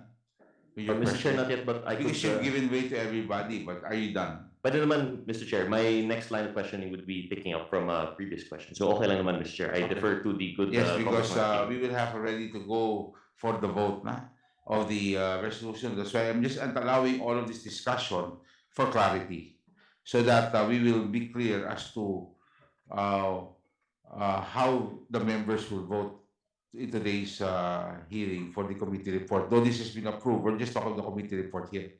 Yes, the Honorable. Yes, Mr. Chairman, can we request for a copy of the contract that was manifested earlier between, they said it was 2 years ago, di ba? 2 years ago pa yung si Badoy and Eric. Can we have a copy of their contract which started 2 years ago? Okay, can we have a copy of the employment contract or the co-production contract or whatever contract you have with the police program? Yeah, because I remember Badoy was Badoy was still with the contract, Mr. Chair, is already USEC. Mr. Chair. Oh, meron na po sinabit dito. No, iba yung andito because if we will use this, sinasabi dito, nag-start yung contract nila is July, ngayon lang, 2023, and it is good for 1 year. So can we have the previous contract? Okay, Mr. Chair. We will submit Thank this. you very much, Attorney Tolentino. Okay, salamat po. And when can they submit that? Can you please submit that already by tomorrow? Okay, Because Mr. you will Chair. have Tomorrow, to. Mr. Chair. Okay? Can you? Tomorrow, Mr. Chair, we will submit that to the. Thank you very much. Okay, we will hold you to that. We're listing down lahat ng mga kailangan niyo i-submit. Okay, Okay, now, Mr. Chair. wait. The Honorable, can we now proceed to the proponent? Wait. Yes, the Honorable Kimbo. Just a short manifestation, Mr. Chair. The manual of operations had been repeatedly mentioned, but just for the record, so I'm looking at it now. Supposedly based on the table of contents, it's supposed to have 221 pages, but what they had submitted is only 38 pages. And indeed, there are ethical principles which they are supposed to follow, which includes the handling of sources. But there's nothing on suspension, there's nothing on penalties. So kung nasuspende si Mr. Celis, hindi natin alam kung ano ang ginamit na basihan or rules. Yun lang po, Mr. Chair. Okay. Please take note of that and bakit may hinahawak si Mr. Sons na mas makapal na dokumento na yun? Ato, every time hihingin kami, may nilalabas kayo ng bagong dokumento. I was supposed to submit this actually. Okay, can you please submit that now? The Yeah. ComSec, okay, that will answer This the is question. Okay, this is now, the- yes. The copy of the. I think, let us understand, yes, so let us be clear, no? May tanong nga pala ako. Bakit ho kayo may hawak ng dokumento, hindi ho si Presidente? Sino inabuto sa inyo? Okay. Katabi ko po yung corporate secretary. So, Okay. yung- The CorpSec is beside the consultant. Okay. If the CorpSec was beside the president, then it will have been the president to manifest. Mr. Okay. Chair, para moving target itong ginagawa natin. Correct. That's why, alam po nyo, yan yung problema pag piecemeal eh. That's why hindi yung nating alaw. Lahat ng hihingi namin, kailangan isubmit yung agad before the next hearing. Kung hindi, mahirap po na piecemeal ang submission nyo. We don't have time to review all these documents, especially voluminous stuff. Yes, we now proceed. Can we now proceed? Are you done already? Can we now move to the last question? Okay. Yes, Mr. Chair. The Honorable Gutierrez has his final question. Thank you, Mr. Chair. So, as I was establishing earlier, with CoProd, which was mentioned, actually, Yes. I was moving towards that, properly elucidated by the good Chairman Tambunting. Questionable po yung kanilang 2 years na wala palang kita, it is still continuing. So, it begs the question like, why do we have this program? What is the strategic goal that is in mind? Is it to perpetuate this kind of content? Yung tanong po namin, Mr. Chair, initially we think that this kind of program should be for profit, and as their franchise is for profit. But Mr. Chair, so with that, I'd like to ask if the COMSEC could briefly flash the resource indicated by Kong Dan Fernandez earlier, yung expenses nila. So Mr. Chair, based on the expenses of SMNI, very clear, walang kita yon.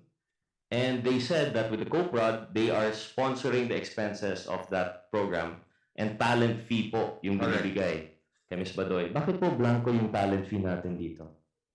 For 2022, which was at the time already.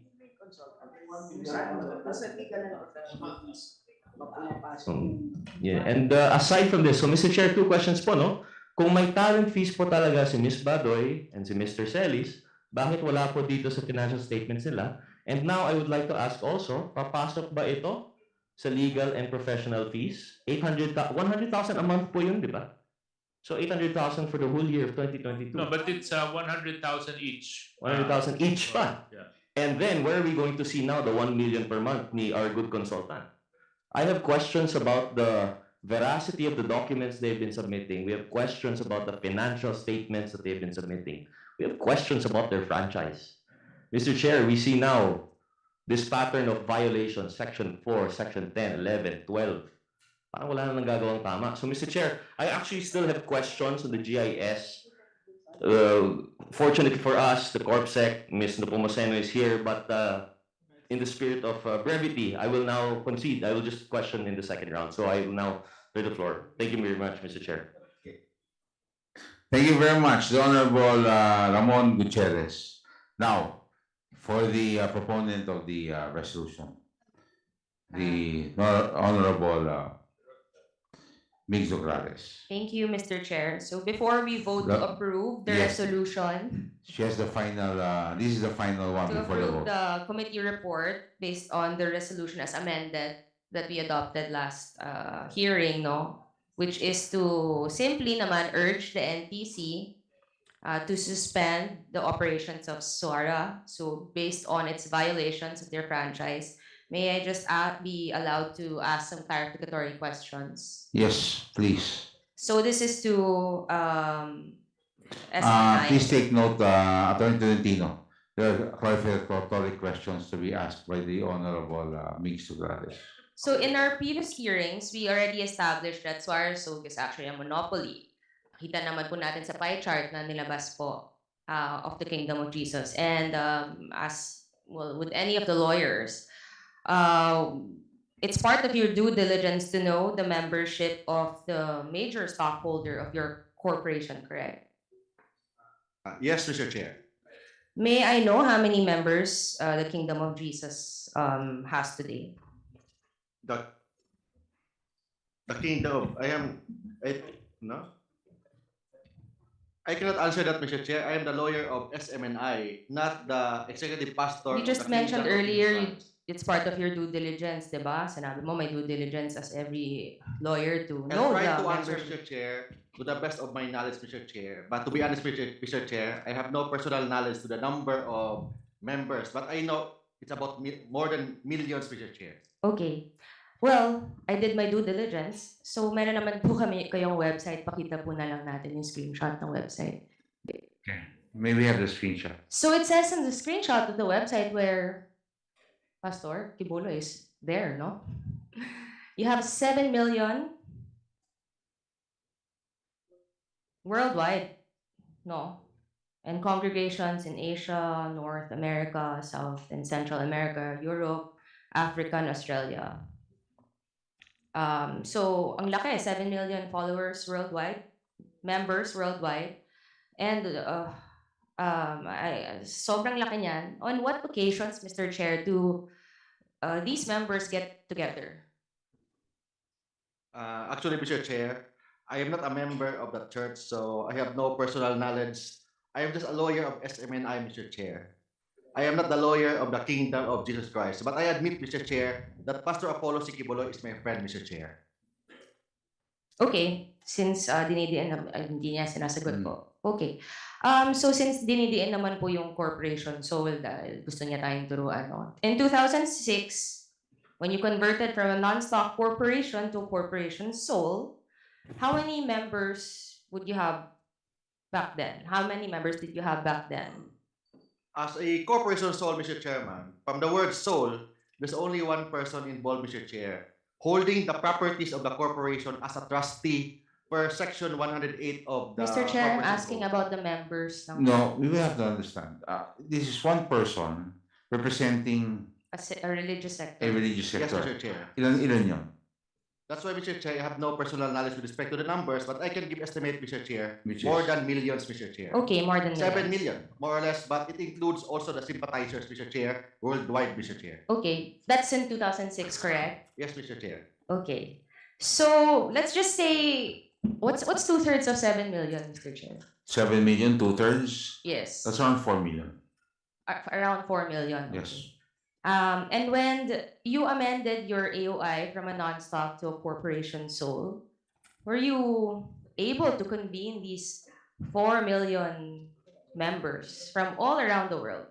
Mr. Chair, I'd like to manifest that there was no amendment from stock to corporation soul, Mr. Chair.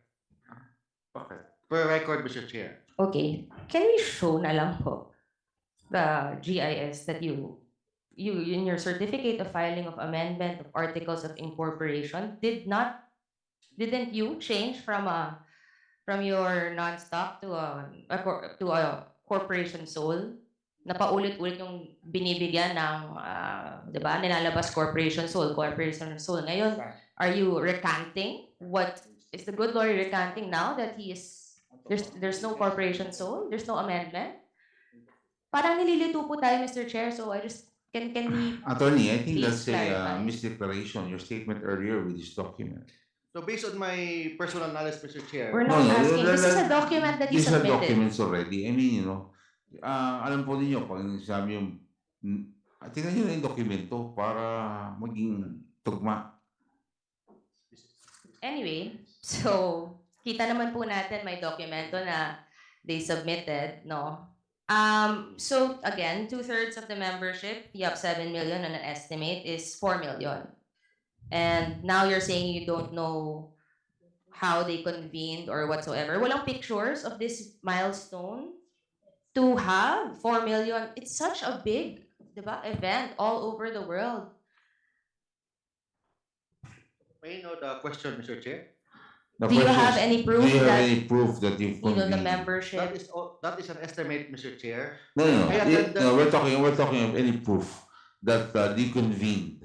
Yes, because as stated here in your certificate of filing of amended articles of incorporation, which you submitted to the SEC and you submitted to Congress as part of your repertorial requirements, on November 8th, you got the vote of at least 2/3 of the members of the corporation, right? Mr. Chair. Yes. And this is to amend to make it a corporation. So Attorney. I already answered that, Mr. Chair, that I'm not the lawyer of the Kingdom of Jesus Christ. I'm the lawyer of SMNI, Mr. Chair. I have no personal knowledge about the Kingdom of Jesus Christ, Mr. Chair. But I have a question. Don't you think you should have some working knowledge about this, since this you're representing SMNI, of which the Kingdom of Jesus Christ, the sole corporation, is part of, or majority of? I mean, how can you detach yourself from that argument, di ba? Na dapat hindi ko kayo pwede magtago ron eh. Kasi with due diligence yan. As a lawyer, you come here, you're supposed to come here prepared and have the answers. And you can't waste the time of all the resource persons, and including the members of Congress. Sorry for that, Mr. Chair. Yes, that's why, if you keep on saying that you are not, I mean, you should, boss, third hearing na po natin to. You should be prepared to answer these questions already. Tapos there's another lawyer that comes in just to deliver a letter. So, I mean, I don't understand. You have to be able to answer these questions. The question of the Honorable Nograles is, do you have any photo to show that the executive of the Kingdom of Jesus Christ, the sole corporation, convened? Because as per the amended articles, you did convene. Attorney Rolex, baka kayo may sagot. Mr. Chairman. Yes, sir. We have discussed this when questions would touch on the executive pastor of the Kingdom of Jesus Christ, the name above every name, Inc. Yes. We only have the certificate of filing of amended articles for 2023 and the other one, the previous one, 20. Mr. Chair, since they are 22. Yes, you still have the floor. Go ahead. Your Honor. So are you able to answer the question? We are engaged only by SMNI, Your Honor. And later on, during the second hearing, we agreed to be lawyers for Ms. Badoy and Mr. Celis, but not for the executive pastor, Your Honor. Yes, but these are already amendments to the incorporation, the corporation that controls the SMNI. Now, hindi mo dapat alam niyo ang sagot ito? Your Honor, how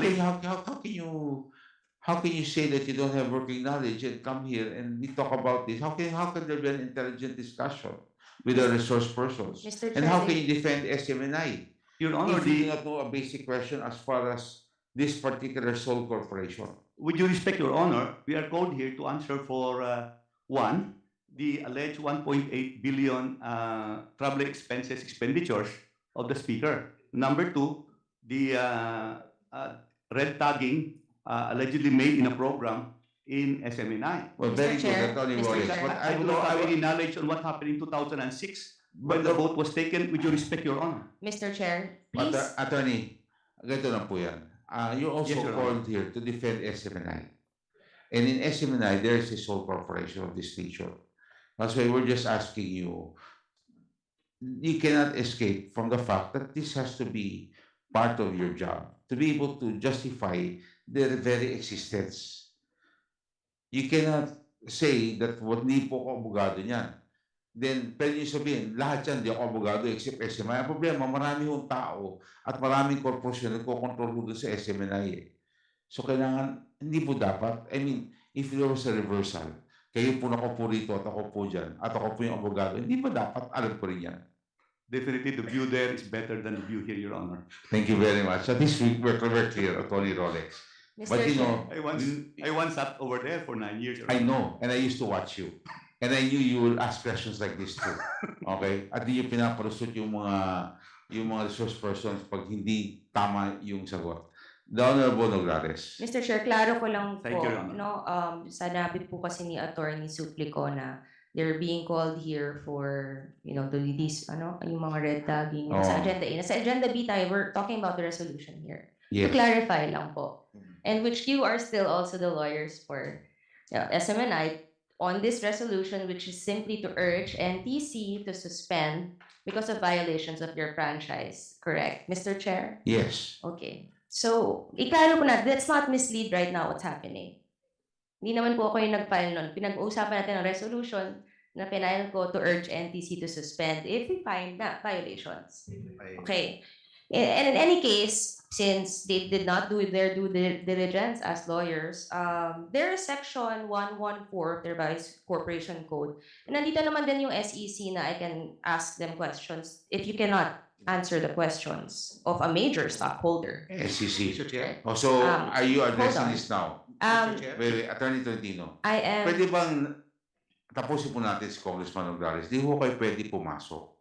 Sanay po kasi siyang ganyan, Mr. Because Chair. kanina nagsasalta, puro hindi nyo alam. Ngayon naman na bibigyan niya, ibabanda nyo sa iba, tatanungin nyo at papasok ulit kayo. Pwede bang tapusin muna ni Congressman Noglares? Congresswoman Noglares, yung line of questioning po Sorry niya. for that, Mr. Bago Chair. ko kayo pagbigyan, ha? So, yes, Honorable Noglares, para mo maging orderly yung proceeding at saka maintindihan mo natin yung issues. Honorable Noglares.